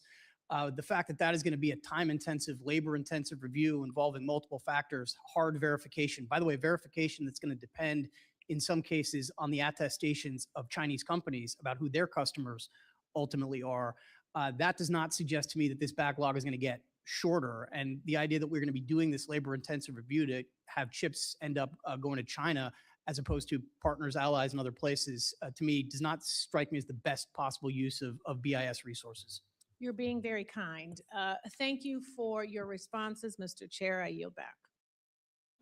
Representative yields back. I would say know your customer, know your client requirements are very significant. I applaud the administration for putting those in there. Now I recognize Representative Burchett. Mr. Cass and Mr. Pottinger, what are some of the economic implications of China getting an edge over the U.S. in AI manufacturing? And I worry about this body specifically getting involved in regulating AI because, I mean, I joke around and some of these guys are still driving a 72 Pinto with an 8-track tape player, and they're going to I mean, I couldn't even spell AI when I got up here. So I'm just trying to figure out where we're at on this thing. Sir, either one. I'm glad you've raised the economic dimension of it, because I think obviously we've focused first and foremost on these national security issues. The economic dimension of this is enormously important, I think, especially in the context of the reindustrialization that we are trying to pursue in this country. We are so far behind China on so many dimensions of the technology that we need just to make things and to be an effective producer of them. Again, because we gave all of that away making these mistakes the last time around. Let me stop you there. Do you think, I always worry about this, these lobbyists, knowingly or unknowingly, whatever. I mean, they're mercenaries. They get paid by somebody who's paid by somebody, and it's linked back to the Chinese. Do you feel like they could be suppressing us through economic incentives, and then gutless politicians pass that along? I think it's something worth investigating. I don't know what's happening, but I think that AI is one of the areas that it's not just about technology as a tech sector. It is an enabling technology that is the advantage we potentially have in becoming better at materials, becoming better at automation, becoming better at manufacturing processes, becoming better at supply chains. If we are going to rebuild our industrial base and compete with China, we have to leverage that advantage. If we let China build up comparable scale in AI, even in purely economic terms, we will have given away the edge that we had and that we really do need. Sir. I would add just that helping China improve and expand its influence and dominance in the marketplace in AI is a form of regulation. In other words, we're regulating ourselves by giving a totalitarian dictatorship a major say in the standards and form that AI takes. China regulates more than this August body's ever regulated in its 250-year history. So if we're allowing Chinese companies to move ahead, we are accepting the intrusion of government regulation, except that regulation is being made in Beijing. Well, that goes to my next question. How close are they? I hear they're a nanosecond behind us. What does that mean? I'm from East Tennessee. Help me out a little bit here. I do not dismiss the very remarkable innovations that are also coming out of China. They've got good engineers. They've got access to more data than we do because there's no privacy from their government. But the crucial problem for them, the crucial bottleneck, is they don't have the computing power we have. And according to Chinese scientists themselves, as early as a few days ago, they were saying the gap is widening. We cannot catch up to the Americans unless we have that kind of computing power. If these export controls remain the same as they are now, who do y'all think will lead the AI race, say, in 5 years? Yeah, if we don't give China a launch pad to try to leapfrog us, we're going to win. Okay. We'll win this. Should there be a total ban in place? NEL? A ban, sir, on selling H200s Ban on and chips, others? on the chips. Yes. Great. Okay. Okay. If China were to move on Taiwan, what do you think that would mean for the U.S. technology and innovation? This would be a disaster for the United States because Taiwan is a friendly democracy. They've built up an incredible capacity. In fact, the only major capacity in the world to make these advanced chips, all kinds of advanced chips, including the ones we're talking about. So if China coercively annexes Taiwan, we're basically giving China a kill switch over our whole tech economy. Mr. Cass, you want to add anything to that, brother? All right. All right. Well, I'll yield back my remaining 1 second, Mr. Chairman. Thank you. Representative yields back. Representative Costa is recognized. I thank you for that additional 1 second. I too hope that at some point, given everything that's occurred here in the last 10 days, that this committee will reflect on its jurisdiction on these challenges we face in Venezuela. Having said that, I think that this effort with regards to AI in China is obviously critical. And let me begin by asking the three witnesses here, because I think whether, regardless of which political party you're a part of or which administration, I look at China through this prism, and I would like to know if you agree with me or not. China is an adversary, number one. Number two, China is a competitor. And number three, China is a vast market. And it's, I think, with that backdrop that we ought to look at this challenge with regards to AI. Do the three of you agree with that? I agree with you, Congressman, in that order. China is an adversary. Yes. First, it's been a competitor for a long time. To the extent that it's a vast market, it's not one that is open and welcoming of Americans. Right, and their reputation for following the World Trade Organization or the rules of, world global markets is lacking. Let's be clear about that as well.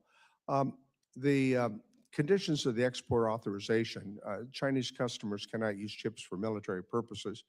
However, when the CCP's national level military civil fusion strategy, it seems to me this rings hollow. Would you agree with that? What I would say is that it would be very, very difficult, if not impossible, to enforce. Well, right. We've seen that time and time again over the last 20 years. Under the MCF, resources, state control, including economic, science, technology, military, and more to advance the party's goals. It's all one entity. It's a syndicate. Once technology enters the Chinese ecosystem, there's no way we in the United States or any US-based firms can guarantee it that it won't be used for military purposes. Is that correct? You all agree with that? And so, I mean, when we have this conversation, it is important to know in the United States we innovate. Chinese folks replicate, and they say the Europeans regulate. But the fact of the matter is we need to maintain our innovative edge, right? Any action on a commercial trade that would close that gap in favor of the Chinese would be a nonsensical starter from my perspective. Would you agree? Why would we want to give our adversary the opportunity to equal the playing field in any circumstance, especially when you understand what the Chinese Communist Party is all about? I think, we owe a lot of efforts to the revolution in technologies that have occurred in Silicon Valley and elsewhere in this country. It has made an incredible economic growth for the United States. But why would we cede those innovations on the investments? And by the way, those investments in part were made by federal taxpayer dollars for the US government that was in our own interest. And that includes the RISC-V, which is an open standard instruction set architecture for computer processors, essentially a blueprint for designing computer chips, which received early stage support and funding under DARPA, under the Defense Advanced Research Projects. Today, Chinese companies, and you go there and you can see it, are touting their use of RISC-V chips that they use for self-driving cars and AI models and their data centers. Is that not correct? So it seems to me that we want to maintain our technological advantages in all circumstances. And given the fact that China is an adversary as well as a competitor, we should not lose sight of that fact when we're chasing markets that might be illusionary in the long term, right? I mean, we see this time and time again over the last 5, 10, 15 years with China. And by the way, they've been fairly successful at it, right? So what would you advise us to do on the current proposal by this administration regarding the sale of these chips? Well, thank you, Congressman. One would be to legislate to backstop rules that the administration puts forward. If the rules that the administration put forward are enforced, I think it would have a pretty good shot at restricting, if not cutting off, the flow of advanced American chips. But I think Congress is going to have to act to ensure that those rules would even be followed. And we should be consistent. I like consistency. I yield back the balance of my time, but I think this is a conversation that we're going to continue to have if we want to maintain our competitive edge. That's the bottom line. Thank you, Representative Costa. And we will look forward to doing, in addition to the classified briefings that this committee has led on Venezuela, open source hearings when their information is less sensitive surrounding the political prisoners being released, the conversations going on with the acting president who's working with us. And I'll certainly bring up then likely that the time that it took to snatch Maduro was less than most of us take to speak in this committee. Well, thank you very much. I'll look forward to that, Mr. Chairman. I'm sure many will. So Representative Barr, you're recognized. Well, to be sure, the United States is in an AI race with our key adversary, the People's Republic of China, and the stakes could not be higher. Whoever wins the artificial intelligence race will gain an edge in economic power, military dominance, technological leadership, and global influence. This is the defining competition of the century. At the end of last year, the president signed into law the the National Defense Authorization Act, which included my bill, the Comprehensive Outbound Investment National Security, or COINS Act, also known as the Fight China Act. The COINS Act ensures that Americans are not unknowingly funding the Chinese military-industrial complex by restricting the flow of capital and investment into Chinese military companies or critical technologies, including artificial intelligence. Mr. Pottinger, you've been long an advocate for this outbound investment regime. How should the Treasury Department think about defining AI in their outbound rulemaking? I literally just came from another hearing across this building with Assistant Secretary of Treasury for Investment Security, and the new Assistant Secretary Chris Pilkerton, and I asked him about Treasury's plan for implementation of this. Can you give advice to Treasury on this? I'd be, thanks for your leadership on these issues, Congressman. And I would be, I'd want to prepare something thoughtful in talking to them, but Treasury is a major national security component of the U.S. government, including on where capital flows in ways that could harm us in our lead on AI, or conversely expand our lead. Well, export controls is obviously an important tool in the economic statecraft toolbox, but so is Treasury implementation of this legislation. The question really is, will limiting investments, Western investments, into AI that advances Chinese military and surveillance capabilities onshore those investments into U.S. firms that can in turn supercharge U.S. competitiveness in this race? I think so. Okay. Let me move to another component of the AI race, and that's power. That is the massive increase in power demand that will accompany these AI data centers. Firm baseload power is paramount to the future of AI, as our own Department of Energy estimates that data center power demand is likely to double or even triple by 2028. Kentucky, my home state, is a massive coal-producing state. We literally, after 115 years of mining coal, still sit on an ocean of coal.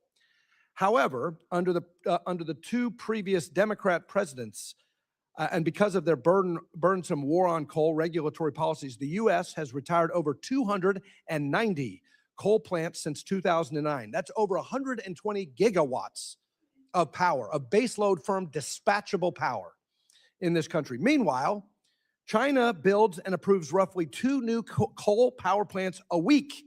Because of this, we are on the precipice of losing the AI race to China. Mr. Pottinger, my staff recently shared with you a copy of my plan to revive Kentucky coal jobs and power the technologies of the future. What should be done to increase baseload energy production, including Kentucky coal, and help our president win this AI race against China? Thanks, Congressman, and thanks to your staff for sharing that. I'm in firm agreement that we need an all energy approach to our power mix and to AI. And of course, that also means next generation sources as well. We've got to win in the advanced fission, nuclear, and certainly fusion power race as well. But it has to be traditional sources as well. Yeah, I mean, nothing can replace dispatchable baseload firm power. Intermittent power sources is not going to cut it in the AI race. If we want to win the AI race, we have to be realistic about what China is doing with fossil energy and what we're doing with fossil energy. And we cannot meet the power demands right now. We're looking at 100-time increase in blackouts because of these speculative investments in green energy, and we've abandoned the firm baseload power that we need for AI dominance. Mr. Pottinger, last question. China is nanoseconds behind us, according to Jensen Huang. What other policies should Congress be specifically targeting to help the president win this AI race? I think the president's AI action plan lays out a lot of very good stuff, right? Including deregulation, making land available. It includes ensuring that China does not have access to the same computing power. Just a few minutes ago, we were talking about how important it is. The only thing worse than giving China really powerful advanced American chips would be giving China the ability to make its own advanced powerful AI chips. And so American companies have already been restricted from selling semiconductor making equipment to China. We need to make sure that the Netherlands and Japan and other countries are not, should have to abide by the same rules that American companies are, because it's actually going to make the democratic world safer and more prosperous. Thank you for your leadership on this. I yield back.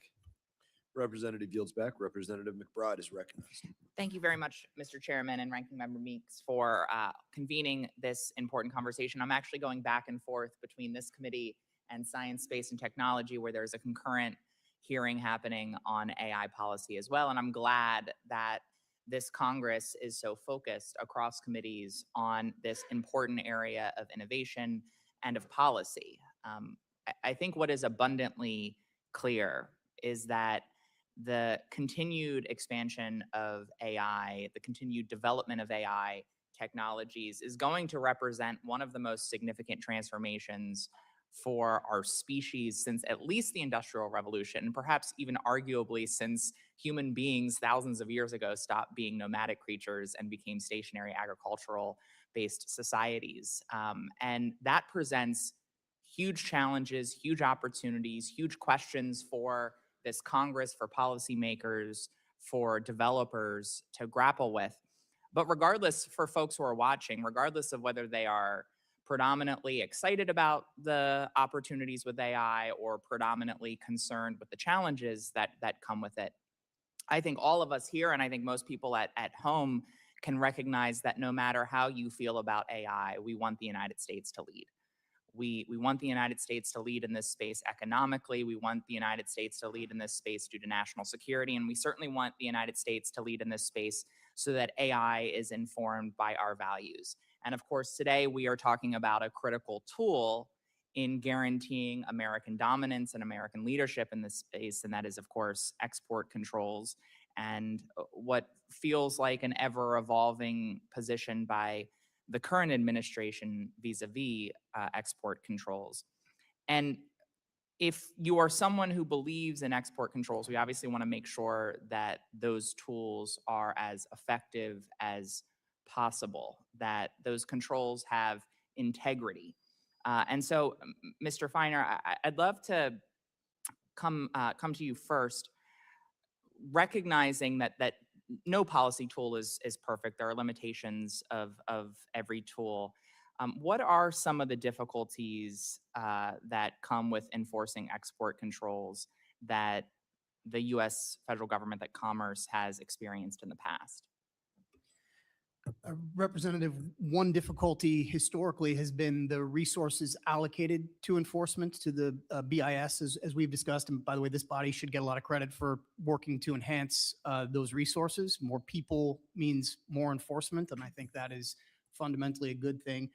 Second, and we've talked about this in the course of this hearing as well, particularly when it comes to adversarial countries, hard targets, if you will, like China, access to information can be extremely challenging, even with the most rigorous enforcement. And so, for example, know your customer requirements that are well-intentioned and important can be very difficult to enforce in practice, just because the information base that is being drawn upon is deliberately opaque. Entities use all manner of evasive tactics, from shell companies to just outright obfuscation and lies to try to hide their hand. And so there is this ongoing cat and mouse game. So to me, the most important aspect of enforcement is that it has to be ongoing and vigilant and iterative. It is not a one-off. Well, that leads me perfectly, and I think I can guess what you will say given that answer. But that leads me to the topic that I know a couple of my colleagues had brought up, which is last night's rule from the Commerce Department on the H200 chip sales. The new rule prohibits the sale of chips for any, quote, military end use, quote, military intelligence end use, or to a, quote, military or, quote, military intelligence end user, with compliance hinging on the department's licensing and vetting process. So given the existing backlog at BIS and past challenges enforcing controls because of limitations among the enforcers, how confident are you that the US can sell these advanced chips to China while reliably ensuring they're not diverted to military purposes? Look, it gives me great concern. I think it would be a very appropriate topic for interrogation and oversight by this body. And in addition to the ability to actually enforce effectively this rule, I think the other area that we've not really touched on is what a dangerous precedent it could be if this same approach is applied to even more advanced chips going forward. And nobody has indicated that is the plan, but if past precedent is predictive, then I think that's something that we should be watching for very carefully, because applying this approach to Blackwell's, for example, I think would be even more dangerous. Thank you very much. And I'm out of time, but I just want to thank all three witnesses because you've been incredibly helpful today with your opening statements, with your answers on this important topic, and I yield back. Representative Mills is recognized. Thank you, Mr. Chairman. I wish my colleague was still in the room, but I wanted to talk a little bit in response to her Venezuela comments. As we look at the illegitimate leader of Venezuela, Maduro, and his actual position as a cartel leader, knowing that the president has designated him as a terrorist organization and removed them, what we're missing is this. Yes, the illicit drug trade that was going on has been prevented as a result of the Department of War and the Secretary of War's actions when it comes to stopping these cartel boats from coming in. But this was never really just about oil, just about drugs, just about the removal. It's also about the denial of resources. And what we have to understand is that China, Russia, Iran, North Korea, this geopolitical alignment, this axis of evil, if you will, is what we're actually up against. Not a great superpower competition, but actual adversaries. And the president understands that. And when 70% of China's actual oil capabilities and energy comes out of Venezuela and Iran as they're buying up all of those sanctioned oils, this actually puts further pressure on them. And that's what we need to do, whether it's in a military, economic, or whether it's in a supply chain, resource, or in the AI space. America has the ability to advance well beyond, not just in the AI field, but in the quantum entanglement space and the AI autonomous self-healing drone capabilities, et cetera. And that's why it's so important. But I want to correct one thing, and I just want to make sure that I understand this correctly. We keep talking about the H200 chip. Now, we sell military hardware to many nations, but what we do is that we actually diminish some of the things, whether it be targeted packaging or certain types of electronic advancements, and making sure that the U.S. always stays superior in every single way. But what would be the categorization of the H200 in, I guess, a similar thing to the 950 that Huawei makes? Anyone have any idea what that comparison would be between the two?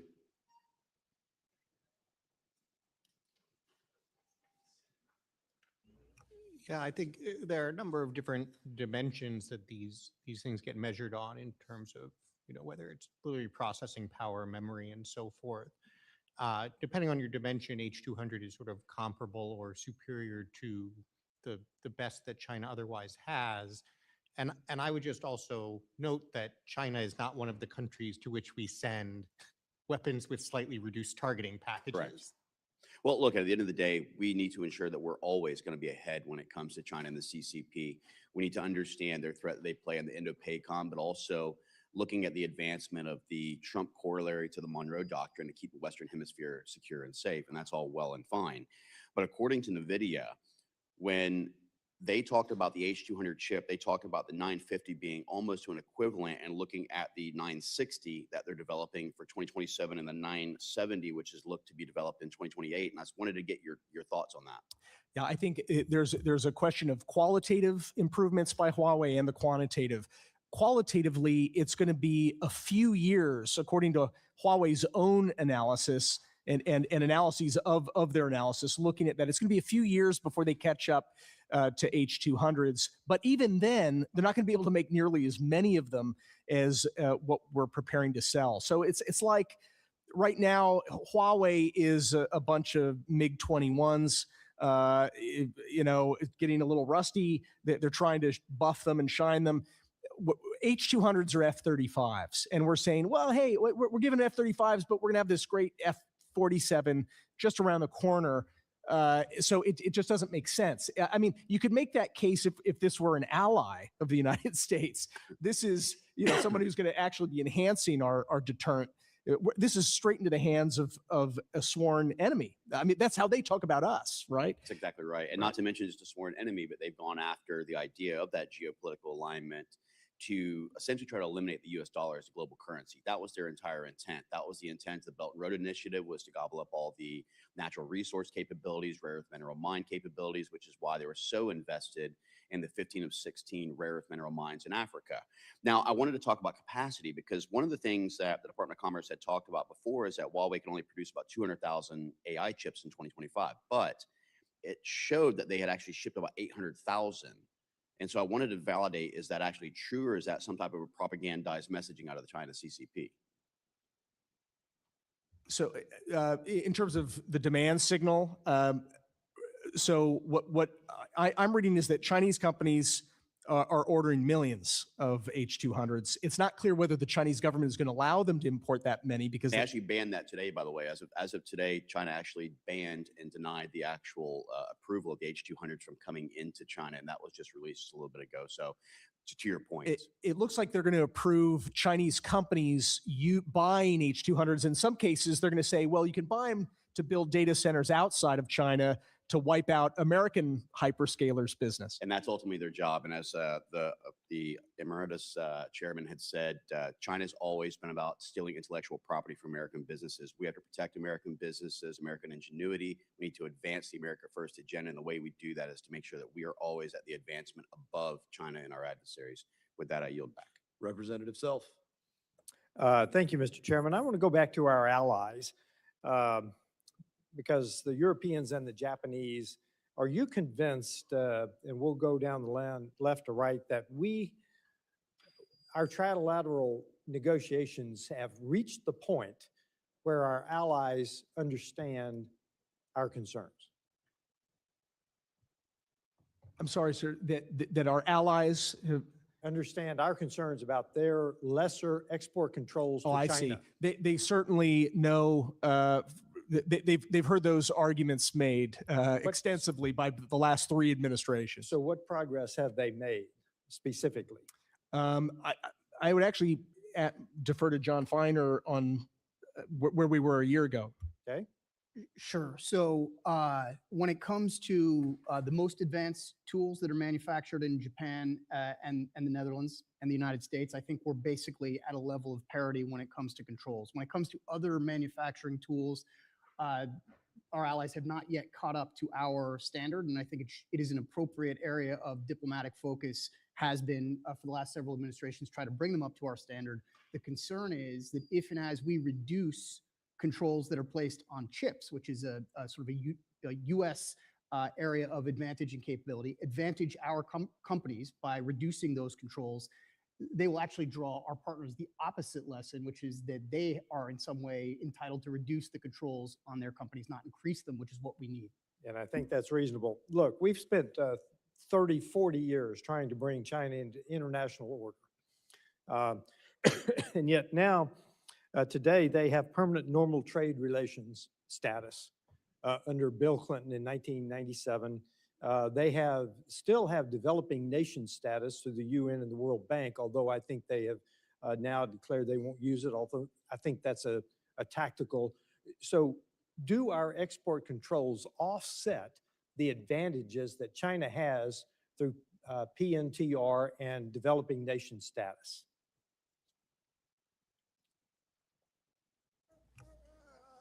To some extent it does. To some, I think it's a little bit apples and oranges. I think those statuses you were describing go much more to China's ability to become a dominant producer.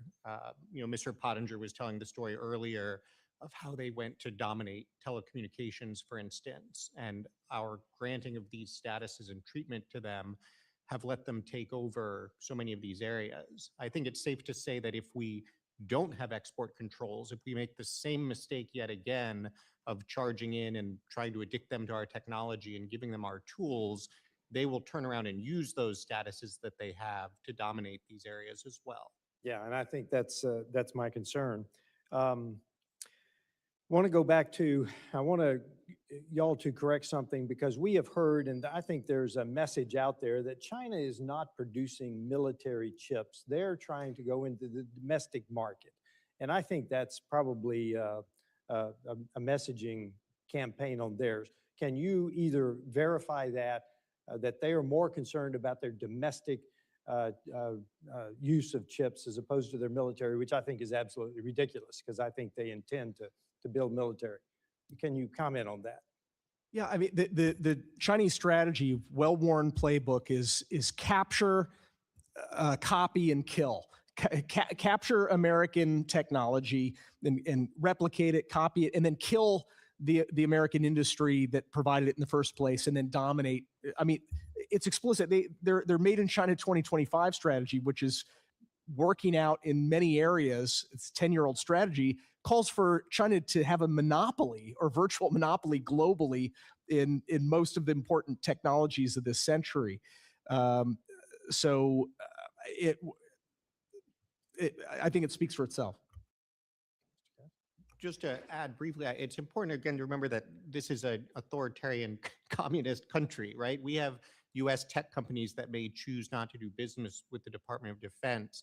The idea that DeepSeek would develop some sort of breakthrough that could be valuable to the military and then turn around and say to the Chinese Communist Party, I'm sorry, we agreed we weren't going to share this with you. It's laughable, and it shouldn't be a basis for how we structure our controls. Yeah, and I just want to, we've had this conversation about this agreement or this selling our chips, but we all know, and I just want to make this point before my time runs out, that we used to set a limit in Congress and our BIS in Congress, and then NVIDIA would design a chip immediately underneath that standard. We just need to be careful we don't go back to that model as well. And Mr. Chairman, I yield back. Representative yields back. Representative Dean. Thank you, Mr. Chairman. And thank you to gentlemen for coming in, for testifying on this very, very important set of issues. I apologize, I was delayed in being here because we also had a very important hearing, sadly Democrats only, on the issue of Venezuela and what is next.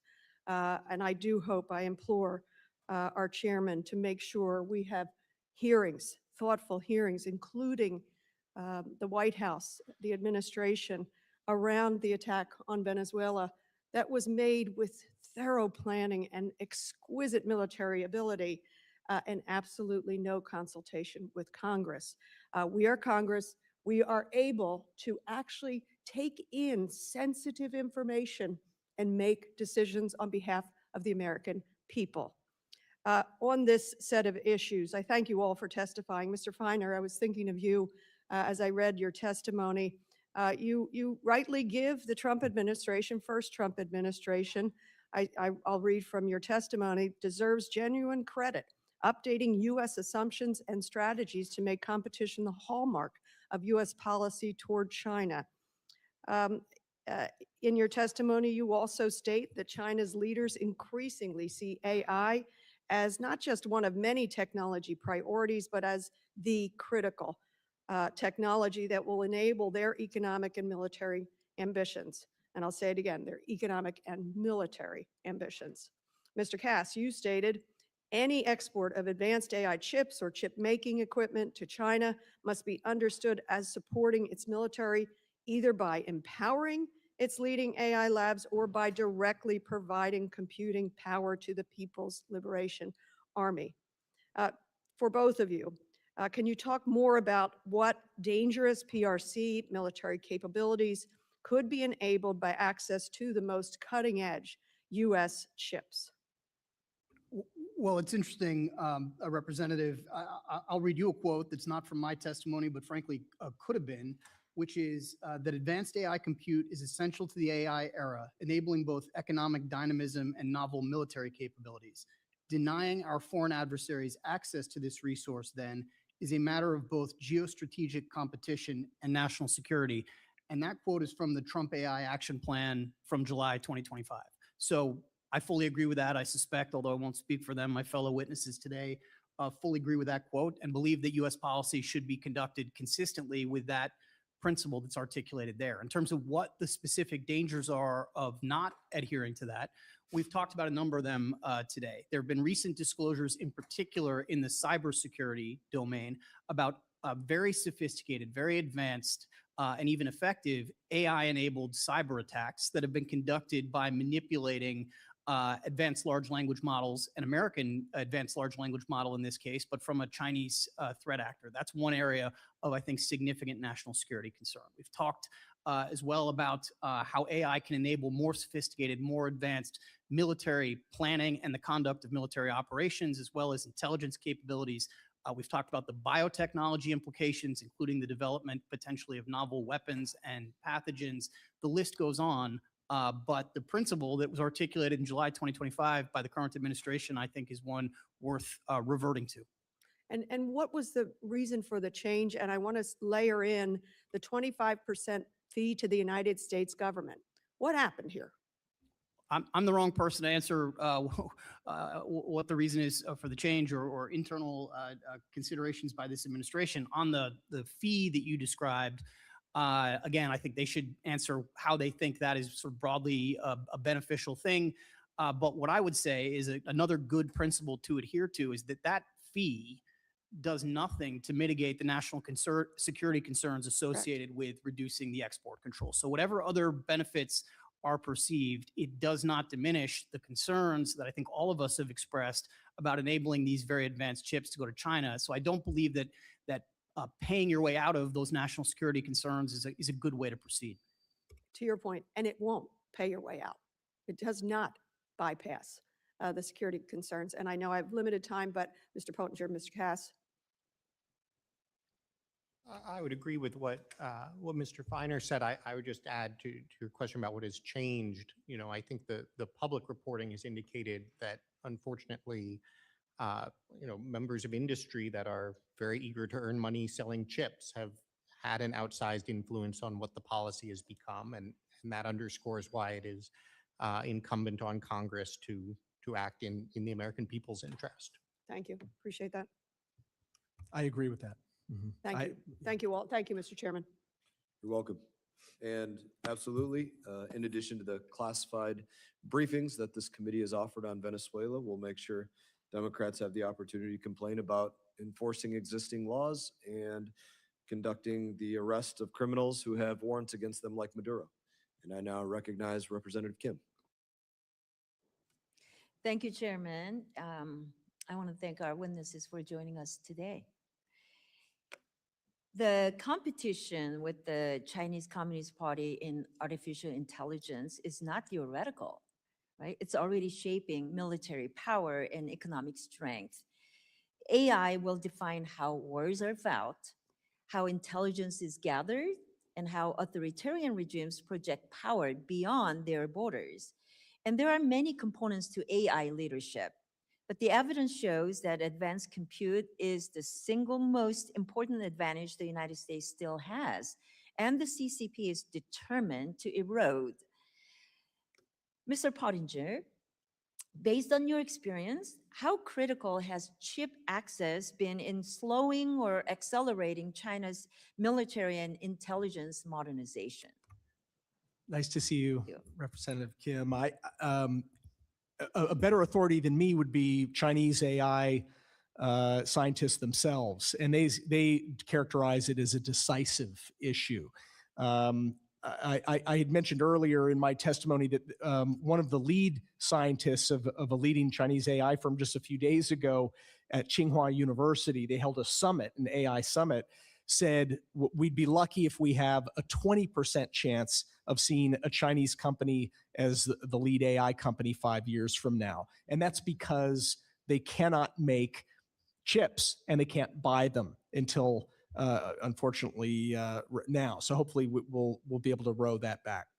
You know, despite massive state subsidies, what are the real constraints China still faces in producing high quality AI chips at scale? There are many constraints. The equipment is not available for making the most advanced chips like those that are made in South Korea and especially Taiwan, and increasingly starting small in Arizona. And so that is a feature of export controls. And in fact, President Trump in his first term was really laid the foundation for this. The Biden administration built mightily on that foundation, and President Trump in his first few months continued to build on it further until sort of this inexplicable backtracking. You know, are there warning signs that Congress should be watchful for? And that would indicate America's compete advantage is being eroded before it becomes irreversible. In other words, that the U.S. advantage, we should not take it for granted. Every month counts in this race. We're starting to see AI capabilities really taking transformational flight this year. So every month counts. But my point is that people who argue that export controls are just they don't work or they eventually atrophy. In this race, where every month counts, they're actually decisive. I think it's the most powerful tool we have to win. You know, thanks to Chairman Mast for introducing AI Overwatch Act, we have now the legislative tool that provides an essential layer of congressional oversight of powerful American chips to make sure we are not ceding our innovative and sensitive technologies to adversaries. I know China is making advanced AI chips, but they also rely on the products that we are also selling to them, right? So I don't know if we need to enable them. But I just wanted to mention that in the time that I have, I want to talk about the export controls, right? They have worked, but only when they're clear, if they are enforced, and if they are aligned with our allies. And I'm concerned that loopholes and weak oversight risk undoing the process that we have made.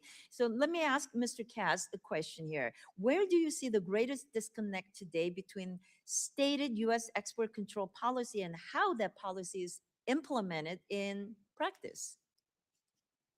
Well, I think the gap is exactly what we've been talking about here today, which is that our stated policy is we will deny computing capacity to our adversary, and yet our latest policy choices seem to be attempting to supply computing capacity to our adversary. So I guess that's a fairly large gap. Mr. Pottinger, quickly, can you talk about how and where the U.S. export controls on AI chips been effective, and where are the biggest vulnerabilities? They've been extremely effective in restricting frontier models, basically China's ability to catch up with the most powerful AI models. Export controls have prevented China's chip industry from being able to make their own chips and to catch up with Samsung and Taiwan Semiconductor Manufacturing Corp. So according to China's own leaders, Xi Jinping, in a sign of, I think, desperation, not confidence, is just thrown another $70 billion last month at $70 billion US dollars at trying to fix the gaps that they have in chip manufacturing. Great. Well, thank you very much. I yield my time. Representative yields back. Representative Kane. Thank you, Mr. Chairman. And thank you to our witnesses for being here today. Maintaining American leadership in the AI arms race is critical to America's economy and national security. As the role of artificial intelligence increases, American-made chips have increased in demand globally. While such demand for U.S. exports is encouraging, Congress must work with the Bureau of Industry and Security to ensure that our export control regime prevents bad actors from obtaining powerful AI computing chips. We must ensure that our export controls support American businesses while preserving American security in both physical and the digital realms. Mr. Pottinger, a critical part of the AI race is controlling access to advanced computing power. Effective control requires effective enforcement, yet the Bureau of Industry and Security often lacks timely information about violations. The Stop Stealing Our Chips Act, which I introduced with my colleague, Representative Johnson of Texas, addresses this enforcement gap by creating a whistleblower incentive program. Can we win the AI race with export controls that lack effective enforcement? We cannot. And how important are whistleblowers to improving chip control enforcement? Yeah, I'm eager to learn more. Anything that strengthens our ability to enforce is a step in the right direction. But you know, we should not kid ourselves that we'll be able to track where every chip or other piece of advanced technology goes in China.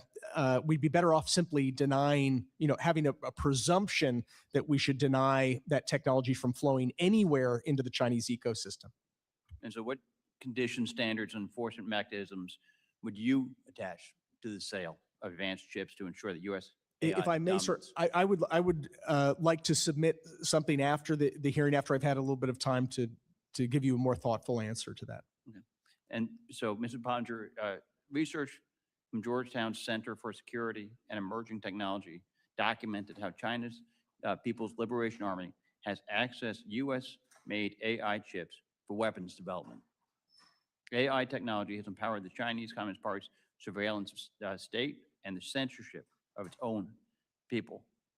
To win the AI arms race, we need to understand what we're up against. What can the Chinese Communist Party accomplish with advanced AI chips in terms of military, surveillance, censorship, and strategic applications? Sky's the limit for them because this technology is so pivotal that it means that all of it, nuclear weapons, biological weapons. China has a biological warfare program that is in violation of international treaties.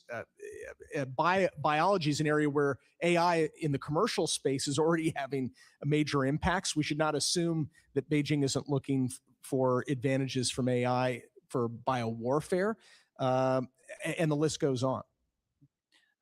Thank you. Mr. Cass, when we talk about the AI arms race with China, we often discuss it in national security terms. But what are the economic stakes if China achieves AI dominance? Well, I'm glad we're talking about the economic side of it as well. Thank you for the question. I think what's so important about AI as a general purpose technology is it's going to diffuse everywhere in our economy. It's going to determine how well we innovate and advance in technology. It's going to determine how well we advance in healthcare. It's going to be incredibly important to manufacturing and our ability to rebuild our industrial base. And, right now, this is one of the few places where we really do have a technological lead over China and something we can really lean on as we pursue the administration's agenda that's trying to reindustrialize. If we lose that advantage, we will find ourselves falling further behind in a number of areas where we have challenges now. Thank you for your insights and the insights of the panel. I yield back. Representative yields back. Representative Shreve. Thank you, Mr. Chairman. Hey, I appreciate the testimony of our witnesses. I've been able to participate all morning, and I have learned a lot. I'm a freshman member. You're down the freshman row here. From Indiana, and I don't come out of the industry, but I have been planted here because this space is so important. and that we learn from those that have been wrestling with this, as you all have for many years, as we form policy. Congress, of course, passed the CHIPS Act back in 22, and that was led by my Indiana friend and colleague, Todd Young, $50 billion.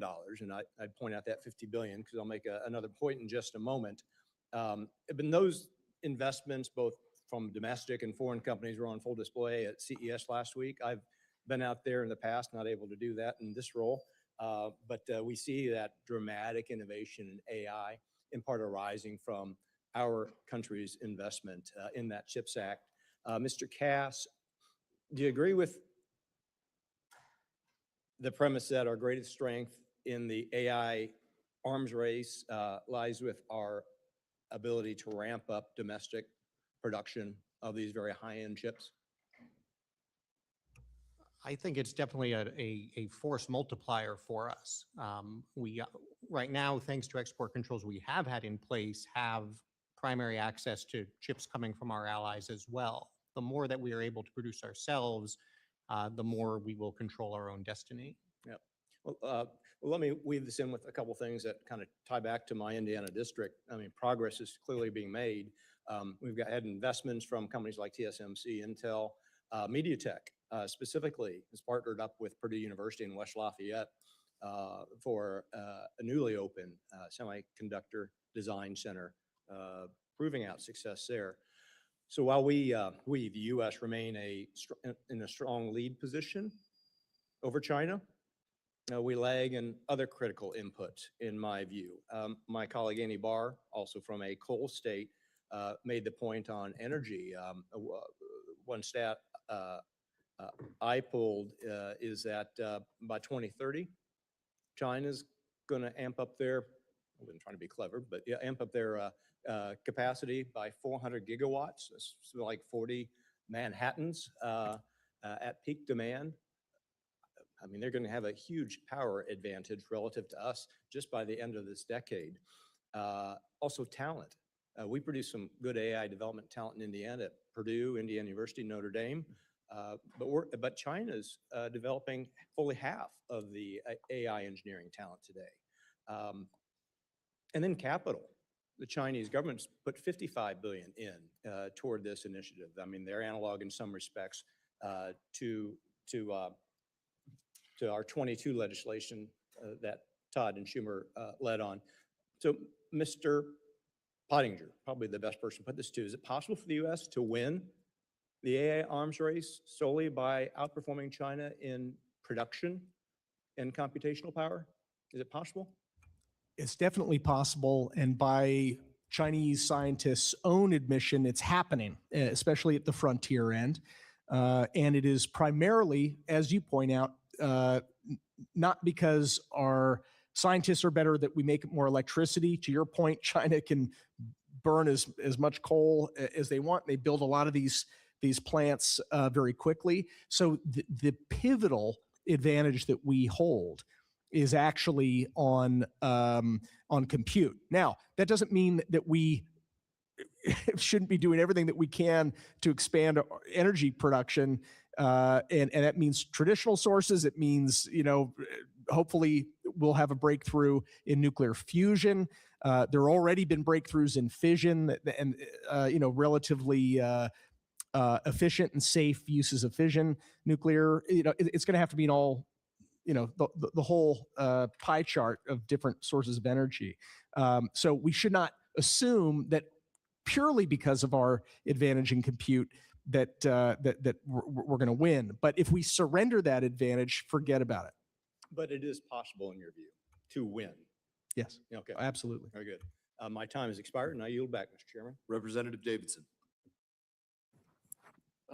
Thank you, Chairman. Thank you to our witnesses for just a timely, very critical hearing and a topic that is absolutely vital that we get right. So I want to thank all of our witnesses for really one of the most essential subjects that we nail, which is artificial intelligence. I was proud this past month to join Chairman Mast's AI Overwatch Act as a co-sponsor. Reality is that the future of the global economy and our geopolitical security hinges on the future of chips and AI. Congressional oversight on this issue is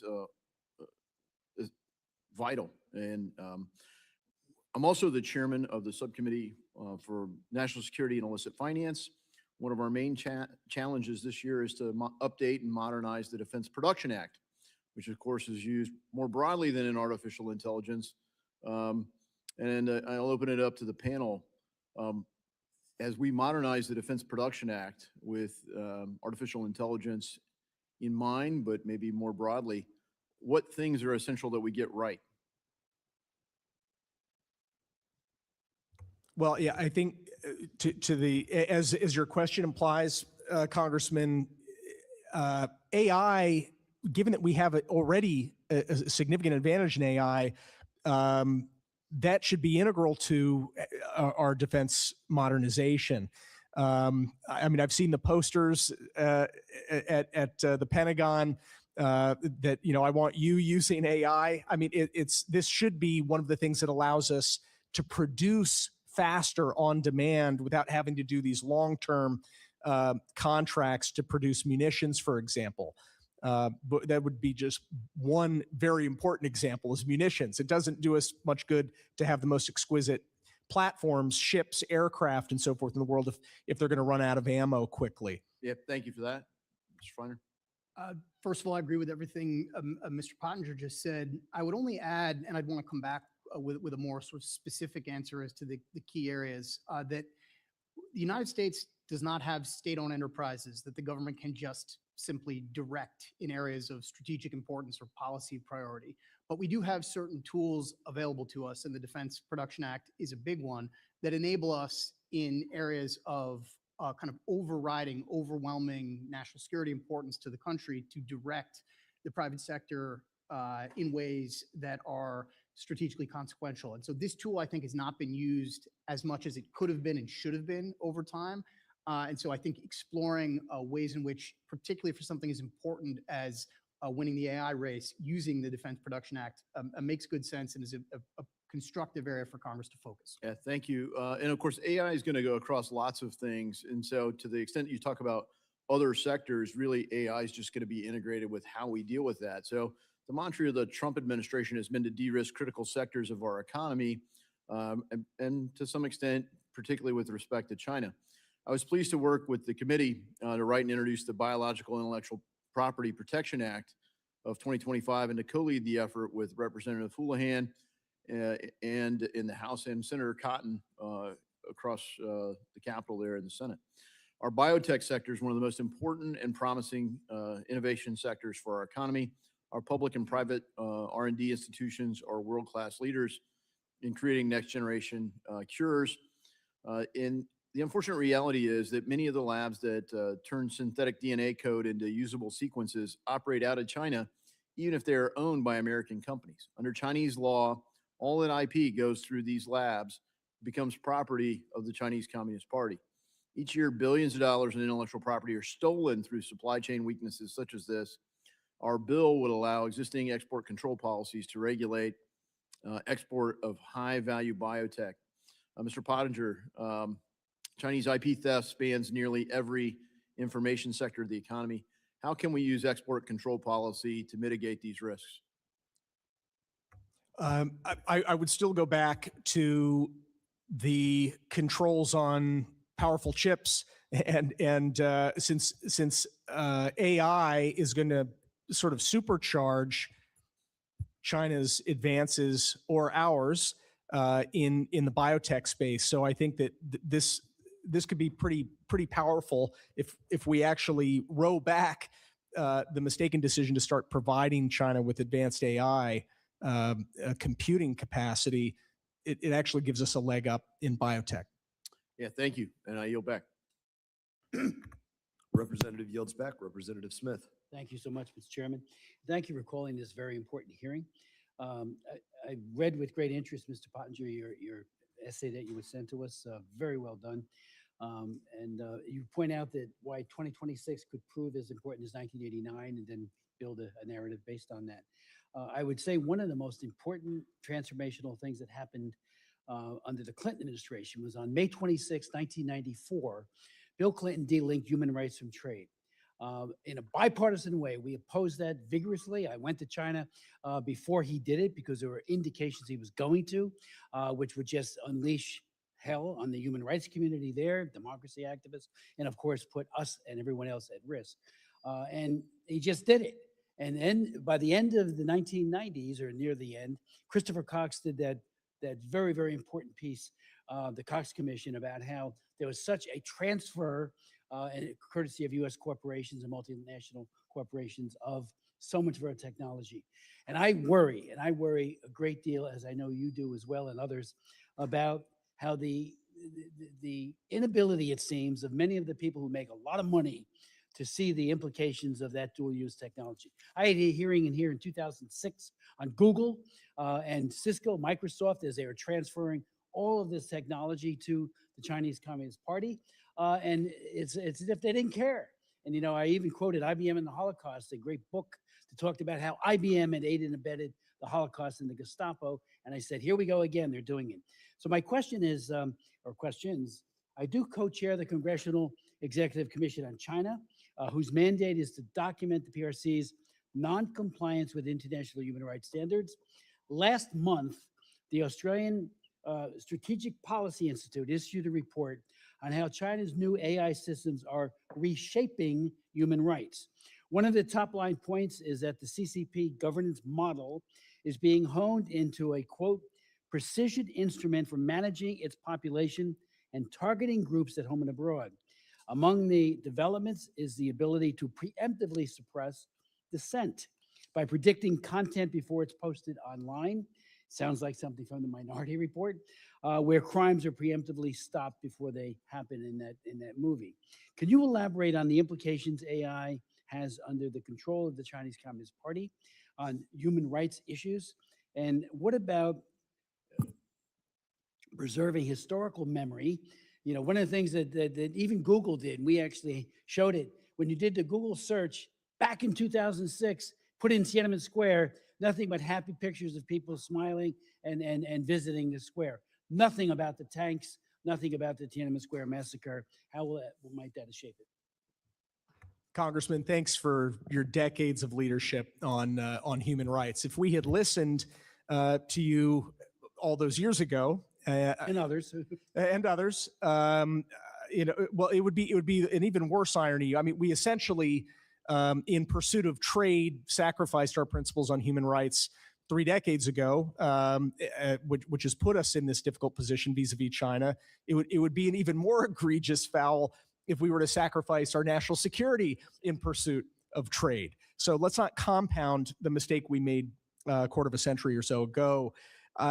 Look, we're already seeing ways that Beijing is using AI to surveil and to repress and to manipulate public opinion. And that's not only within China, it's now increasingly on our own shores as well. TikTok is, if you like, a primitive form of AI that has already had very destructive effects on democracy and free speech in the United States. And that's because there is plenty of evidence, and this is long before, you know, OpenAI was a major thing, right? We're talking about a technology that was developed years ago. They're able to either suppress speech through the algorithm, which is or to you know, promote speech. That's true of social media, but when it is regulated by a not the United States government, in where we have First Amendment protections, but in fact the algorithm is being governed in Beijing by a totalitarian dictatorship, it means we are sacrificing free speech in the United States by deferring to Beijing to decide what speech trends or is barely seen by anybody. So I think it only gets worse as the AI gets better, and that's why we don't want our AI regulated by Beijing. Beijing is going to be regulating our AI if Chinese companies are in the lead and their AI starts to become adopted heavily by much of the world, whether it's, you know, here in the United States and Western Europe with democratic allies, or in the parts of the world where most people actually live, in the global south, and all the places in between. Thank you so much. Thank you. Representative yields back. Representative Baumgartner. Well, thank you, Mr. Chair. I want to congratulate you and thank you for holding this this great hearing. We had a great first year in House Foreign Affairs, and this committee is certainly off to a really fantastic start with this hearing. Gentlemen, I want to thank you for being here. I've read all three of you. I wish Mr. Cass was still here, but I've read all three of you, and China, y'all do really important work. Early this year, I had the opportunity to visit China as part of the first House delegation since 2019. Got to meet the Chinese premier, did a lot of research and study ahead of time, and really appreciated the trip. I just wanted to relay a couple things that stood out with me for me from the trip. We had dinner one evening with a number of Western ambassadors on the trip, and the comment that stood out most to me was one of those ambassadors said, "Hey, you think that America is trying to decouple from China? You have to understand that at whatever speed you think you're doing that, China is working at double the speed to decouple from you." So that was a comment that stuck out. Another comment that stuck out from that trip with me is we were meeting with the country head of a leading U.S. technology firm, and I was discussing and asking comparisons between India and China in the tech space and why they wanted to be in the country, given all the intellectual property theft, given the other issues. And this Western head of this Western company said, "We have to be in China because of the amount of innovation going on here in the country and what the competitive destruction that takes place in the aspects of China that are capitalist at the bottom end of their economy, the competitive destruction, that they needed to be there." So I just wanted to relay those two questions. One of the benefits of being, or those two comments, one of the benefits of being a freshman in Congress is you get the blessing of hearing so many people ask questions ahead of you that you don't have to go over retread areas. But I would like to hear from both of you about data centers and the importance of data centers in the AI race. And then, as I look at China, I want us to avoid a war with China. And I think the best way to do that is prepare for war with China. So that's the prism in which, I look for things. I certainly, again, want to stress how much I want to war with China. But, China is strong but brittle. They have a lot of strengths in that innovation, the competitive bottom part of the country, certainly being a command dictatorship allows them some flexibility and speed, which we don't have. They're whipping our tail when it comes to power production. That's an us problem as much as a they problem. But they also have some real weaknesses that we know about in terms of their demographic challenges, their ability to attract and retain capital with their capital controls, the problems with the property sector, things that you guys have written and talked about. But their other weakness is they alienate a lot of their near neighbors, and folks aren't exactly eager to sign up for Chinese global domination. So it seems to me, which is all a long preamble to say, that it seems to me that we should really be having this AI strategy conversation with our allies, particularly the Quad.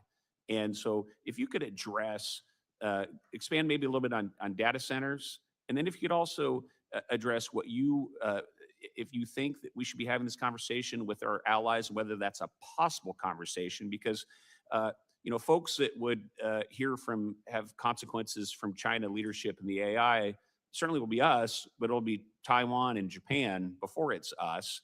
And I think it would be beneficial to members of Congress to think about this conversation with our allies and what might China and Taiwan like to see from us, and maybe the Indians as well too. So maybe you guys could go from there. Congressman, thanks so much. And you're absolutely right. Or whoever was your dinner companion was, who said, "Look, China is trying to decouple from us a lot faster than we are from them." That is the explicit goal of their last 5-year plan. It was make the rest of the world dependent on us, make us, China, independent of the world. The premier of China, now late premier, Li Keqiang, when we met with him in 2017, he foreshadowed this. He said, it's only a matter of time, he said, before China dominates every technology of the future, including AI, and America will sell us nothing but corn and soybeans. Just in time, can we hear from Mr. Feiner maybe on the regional thing? And I apologize for speaking too long on my question. Thank you, Representative. I Very much appreciate you raising the issue of partners and allies as a sort of force multiplier for the United States. It is a unique American advantage in the world. There is no other country that has this network of relationships around the world that we have. Certainly China does not have that, largely because, as you indicated, they have a tendency, thankfully, to overplay their hand, behave in a coercive manner, and alienate countries that might otherwise be at least somewhat sympathetic to some of what they're trying to accomplish, which gives a big opening for the United States. The Quad, I agree with you, is a sort of foremost forum for discussing these issues. It tends to be more focused on economic issues, but it is increasingly, large part because of China's coercive behavior, been willing to take up issues of national security importance as well. And I think a very constructive area of diplomatic focus for the current administration certainly was for us, would be to enhance the Quad's focus on this exact issue at the nexus of critical and emerging technologies and national security. Representative Molinar.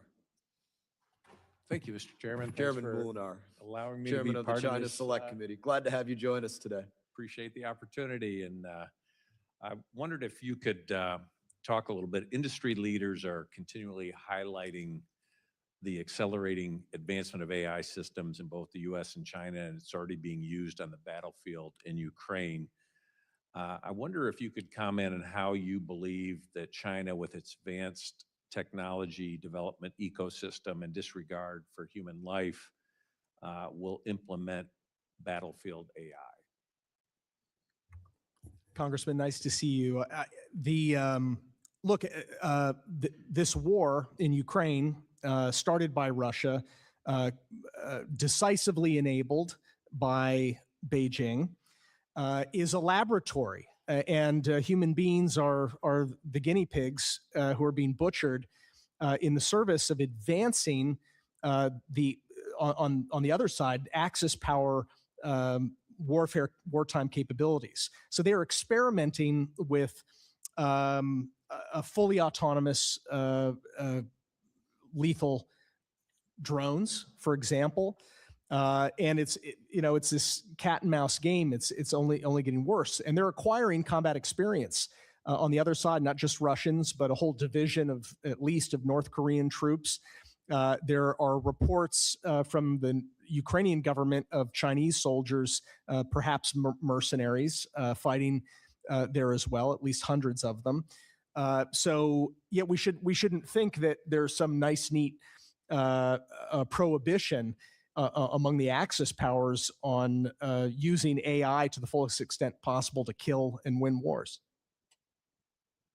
I'd only add, agreeing with everything Mr. Pottinger just said, that there is no doubt that in the context of what the two countries themselves describe as a no limits partnership, the PRC and Russia, that we focus a lot on the support that China is providing to Russia in the context of that war. I am confident that support does not come for free. And one of the things that China gets back, in addition to trying to prop up really its only friend that has a geography in Europe, only significant friend, is that it is getting data from the battlefield. It's getting data on how the components that it is providing that go into Russian weapon systems are performing. It's getting data on how this new AI-enabled area of warfare is playing out in real time on the battlefield. And by the way, just as China is drawing that data, that information into its own military and learning lessons from that, we should best be doing the same, given how much work we are doing to provide help and support for Ukraine. Because as Mr. Pottinger said, this is a laboratory for modern warfare. It doesn't mean every war that comes after this is going to be the same. There are going to be significant differences, but we should be learning those lessons. And I'm confident that China is trying to learn those lessons. Thank you. I wonder if also you could comment on recent reports. NVIDIA plans to ship up to 2 million H200 AI chips to China, with plans to ramp up production capacity for even more. At the same time, we're hearing about reports of shortages of key AI chip components and that are leading to supply constraints for chips going to U.S. customers. Thanks, Congressman. Yes, it's actually zero sum. Many of the Blackwell chips and other chips that American companies are buying from NVIDIA use the same components, high bandwidth memory, for example, that go into the H200s that NVIDIA is preparing to sell to our adversary in China. So it's self-evident that there will be fewer chips available for American companies as a result of building more chips for China. First of all, I would associate myself with Mr. Pottinger's comments. The limitations on key inputs to chips are relatively fixed and finite. He mentioned, I believe, high bandwidth memory. That is the most consequential one, but there are others as well. And so I think one area of appropriate oversight and scrutiny is what exactly are the trade-offs, not just at the level of the fully finished chip itself, but at the level of the inputs to chips that will limit the ability of not just American customers, by the way, but allied customers from getting this product at the expense of the Chinese getting it. Thank you both. And Mr. Chairman, I yield back. Yeah. Mr. Rice, I have to go to Representative McCormick, if you don't mind. And we'll go to you right after that. Representative McCormick. Thank you, Chairman, and thank you, Mr. Rice, for yielding.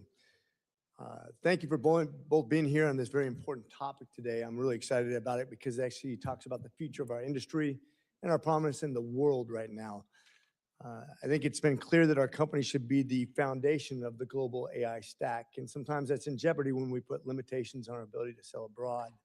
One of the things that I was really excited about is when the president lifted the prohibition on exporting the H200 chips from NVIDIA, realizing that it's probably not even the second, it's not first tier, it's not probably even second tier, it's mainstream type chips that can be used on multiple computers and other technologies. But if we don't sell it to China, my question to you, Mr. Pottinger, is do you think that we become replaced by Huawei and other places that can produce something similar, and then we no longer become the industry standard, we become essentially the beta instead of the VHS for those people old enough to remember?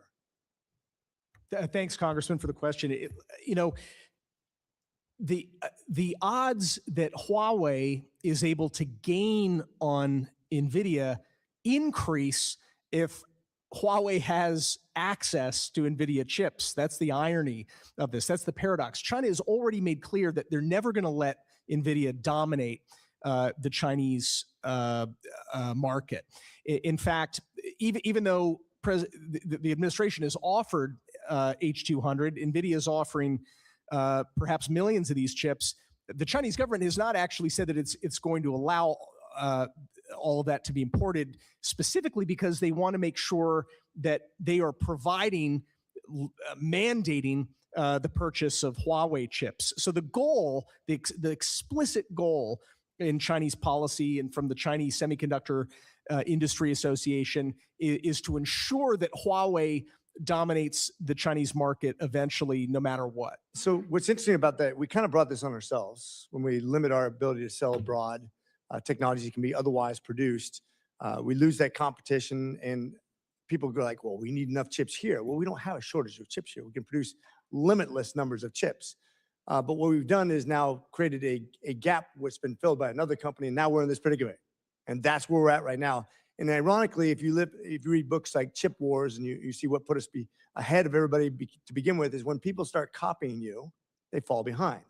So as Elon Musk once said, I don't even worry about my patents. I only patent my stuff because I don't want people to keep me from using my own technologies. If you're copying me, you're behind me. But that's what the free market's all about. And that's one of the things I like to point out, is that we should never restrict people from our basic technologies, because we will lose our industry standard as the world trendsetter. And I think we put ourselves at a real big disadvantage last administration. I agree with you that when we're talking about free market economies, friendly rule of law, law-abiding democracies, I'm in favor of not restricting, at least allowing significant access by friendly countries to that stuff. China is not a free market system. It is a totalitarian dictatorship.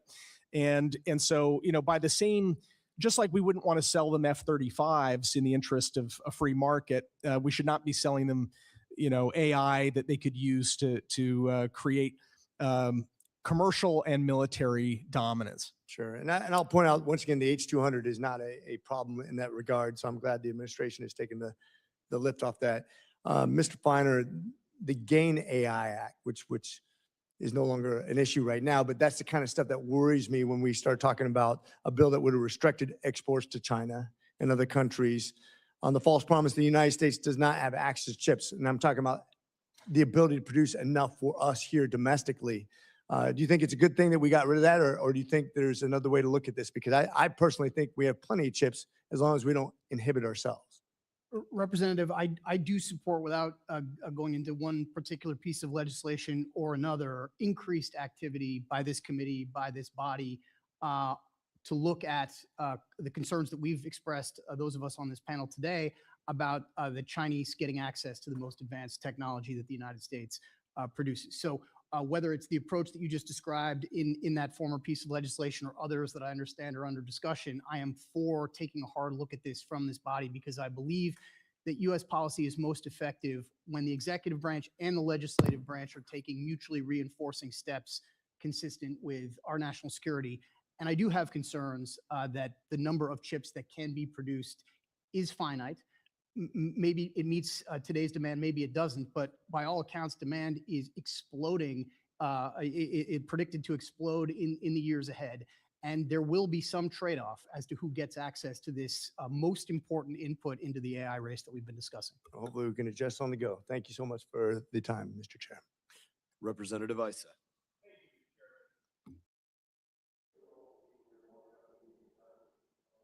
Thank you. I want to thank you all for being here long enough for me to get done with my other hearing. I'm going to throw some numbers out here quick. Broadcom, $10.5 billion. Texas Instrument, $3 billion. Micron, $3.5 billion. NVIDIA, $17 billion, 13% market share. AMD, $6.2 billion, 24% market share. Qualcomm in my district, $25.7 billion, 66%, and Intel 29% or $15 billion. That's the percent of that these US companies have in sales currently to China. Those numbers ring pretty true to you? I'll take your word for it, sir. Okay, so is it fair to say, no matter what we might want to do, that we have a problem here, which is we are addicted to selling to China, just as we are addicted to buying from China? Is that sort of, using the addiction word, pretty fair? It's a better use than the fantasy that will make China addicted to our things. Okay, and I want to follow up exactly on that point, because I think you're exactly right. China wants one of everything we have, and notwithstanding Dr. McCormick, having been a manufacturer and a patent holder, I can tell you that I have the same product but cheaper is why you do enforce your patents often, is that even if they're copying and stealing your market share and dramatically undercutting you so you never get the volume on your innovation, you never pay for your innovation. So we have twofold. Clearly, Qualcomm cannot give up 2/3 of its sales today, particularly when those sales end up in Android products around the world that, if they were substituted, would effectively mean that they'd only be selling a fraction of that, and only for the US market. So I want to follow up with one concept for this committee. During the Cold War, we decoupled from the Soviet Union. Midway through the Cold War, when Henry Kissinger, very rightfully so, saw an opportunity to create a wedge between China and Russia, we created an opening into China. That opening was, in fact, to deny, to a great extent, the Soviet Union that relationship where us versus them was the two of them.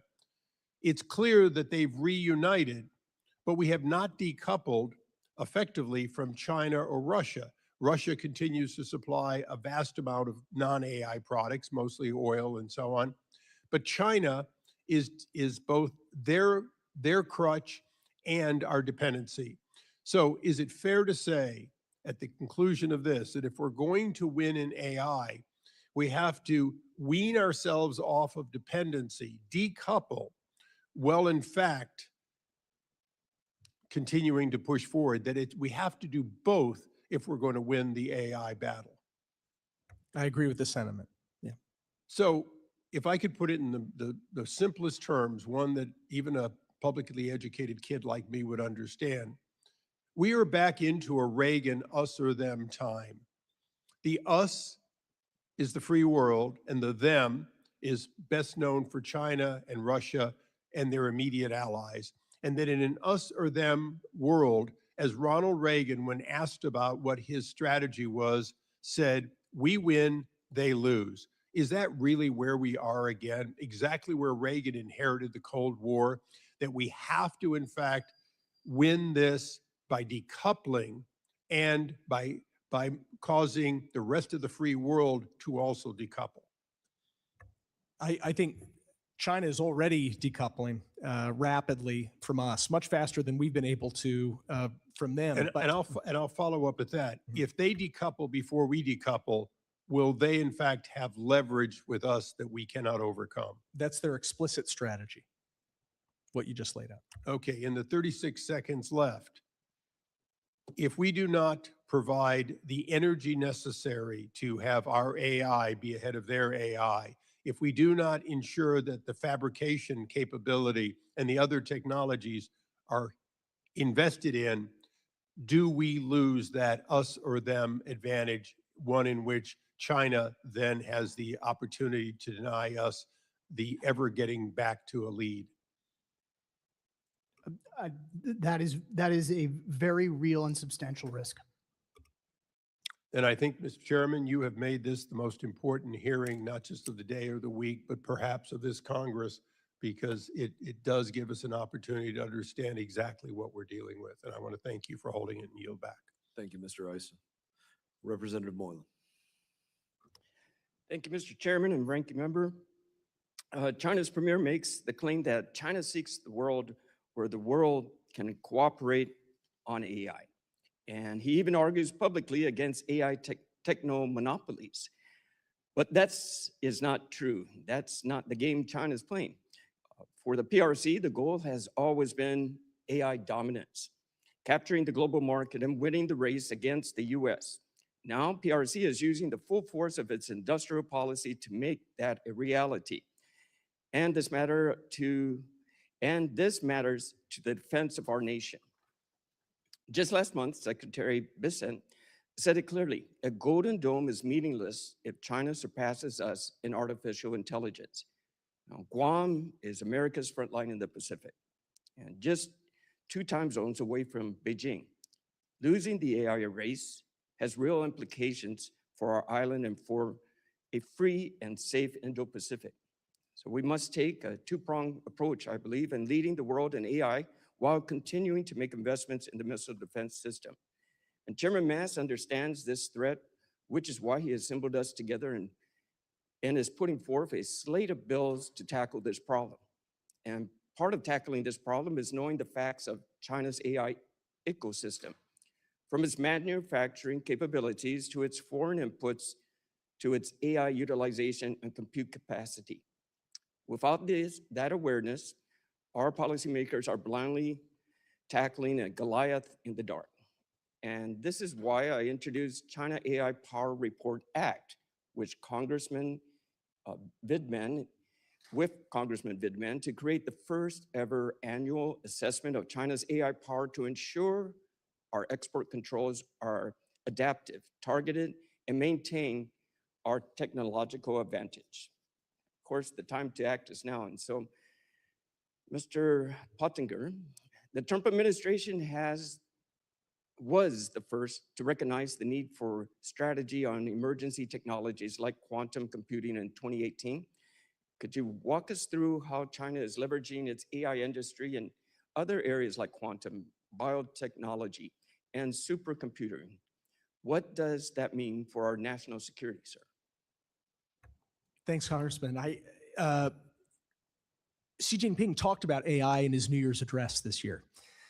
He understands that this is a fulcrum, right? This is the pivotal technology that allows all of these other technologies of the future and the near future, quantum computing, all what we're seeing with advanced materials that are being invented, new biotech. as well as military capabilities. He sees this as so important that he is pulling out all the stops. In fact, while he's been leader, China has now spent more just on semiconductor manufacturing so that they can be very capable in AI. They've spent more than 4 times what Congress passed for semiconductor manufacturing in the Chips and Science Act in 2022. 4 times. Their economy is less than 2/3 our time, and they're spending 4 times that amount of money. So I think that all of those technologies you were mentioning, quantum, actually the lead, I think Xi Jinping is correct in identifying AI as the spark plug that is going to allow either us or a communist regime in China and their friends to dominate in that space. I appreciate it. We got a minute left, and can you expand or let me know what's China's access to compute through cloud systems? Yeah, that's very, very important. That's one of the big loopholes that the last administration was working to address, and that I think there's still a lot of work to be done. And that is, it does us no good to prevent Beijing from importing massively powerful AI chips, the most advanced chips, if they can just go to Malaysia and train their AI and utilize AI in data centers, you know, on our shores or in third countries. So we want trusted companies and partner governments to be the ones that are actually stewards of this computing capacity. Appreciate it. Thank you very much to the panel. Thank you, Mr. Chairman. Thank you, Representative Fine. Thank you. Thank you, Mr. Chairman, and thank you for having this hearing today. I've actually been bouncing between here and education, where we've been talking about the effects of AI in education. I think this really boils down to 2 issues. The first is, do we not let China get our technology? And I think the chairman has a bill that will very effectively deal with that. But then I think the second part of it is, how do we make sure our technology becomes the standard for the world and not Chinese? So there's sort of an offensive and a defensive. I would describe the chairman's sort of defensive, don't get our stuff, an offensive, which I've got a bill called the Full AI Stack Export Promotion Act that would do to try to push our stuff out there to become the global standard. Now, Mr. Pottinger, we saw an aggressive push by China to include AI full stack into their Belt and Road Initiative with the goal of making countries stick to the communist AI ecosystem. My bill that I've talked about would direct the State Department to identify American technologies and promote them to our allies and partners so they stay in the American AI ecosystem. Can you explain how aggressively you think it is, or how important it is that we aggressively and securely promote our AI technologies, and how that counters China? Yep, I'm strongly in support of American technology dominating the full stack in most of the world, not in China per se, where we're not actually welcome, right? So, but when we talk about the tech stack, it's important to remember it's not just the hardware, the NVIDIA GPUs and so forth. In fact, the further up the stack you go, the more valuable it gets. NVIDIA, I mean, to use maybe a bad analogy, if NVIDIA GPUs are the rails for the railroad, all of the things that enables in terms of AI applications, the data centers, the incredible innovations that are made possible through creative use of AI, those are the locomotives on the track. I put it this way: the hardware creates the capability, the software creates the creativity. I mean, that's right, and more of the value is there. So I would rather sacrifice, giving China some railroads in service of us making sure that we dominate the locomotives and all the way back to the caboose. That should be American companies in not just in the United States and competing for major industrialized economies, but for the whole world, global south and in between. So I have one other question. Again, you're talking about software. So to use an analogy of sort of social media, China was able to weaponize TikTok as a vehicle not only just sort of for, we're not talking about military benefit. We're talking a lot here about them using our technology for military, but TikTok was weaponized as sort of a propaganding and brainwashing exercise. If China's stack becomes the global standard, is there the ability for them to kind of use that, what comes out of AI, to engage in the sort of nefarious activities using AI that they have done than they have done with sort of things like TikTok? And I have to let Mr. Feiner answer as well, given that he's the better version of me. So I'm fine, you're finer. So you both can answer. I'll start. I don't accept the last characterization. We can take that one offline.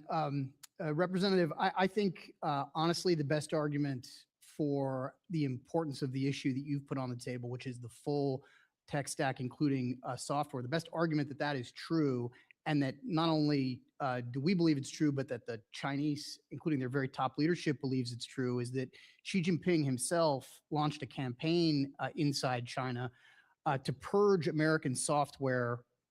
He called it Delete America, essentially.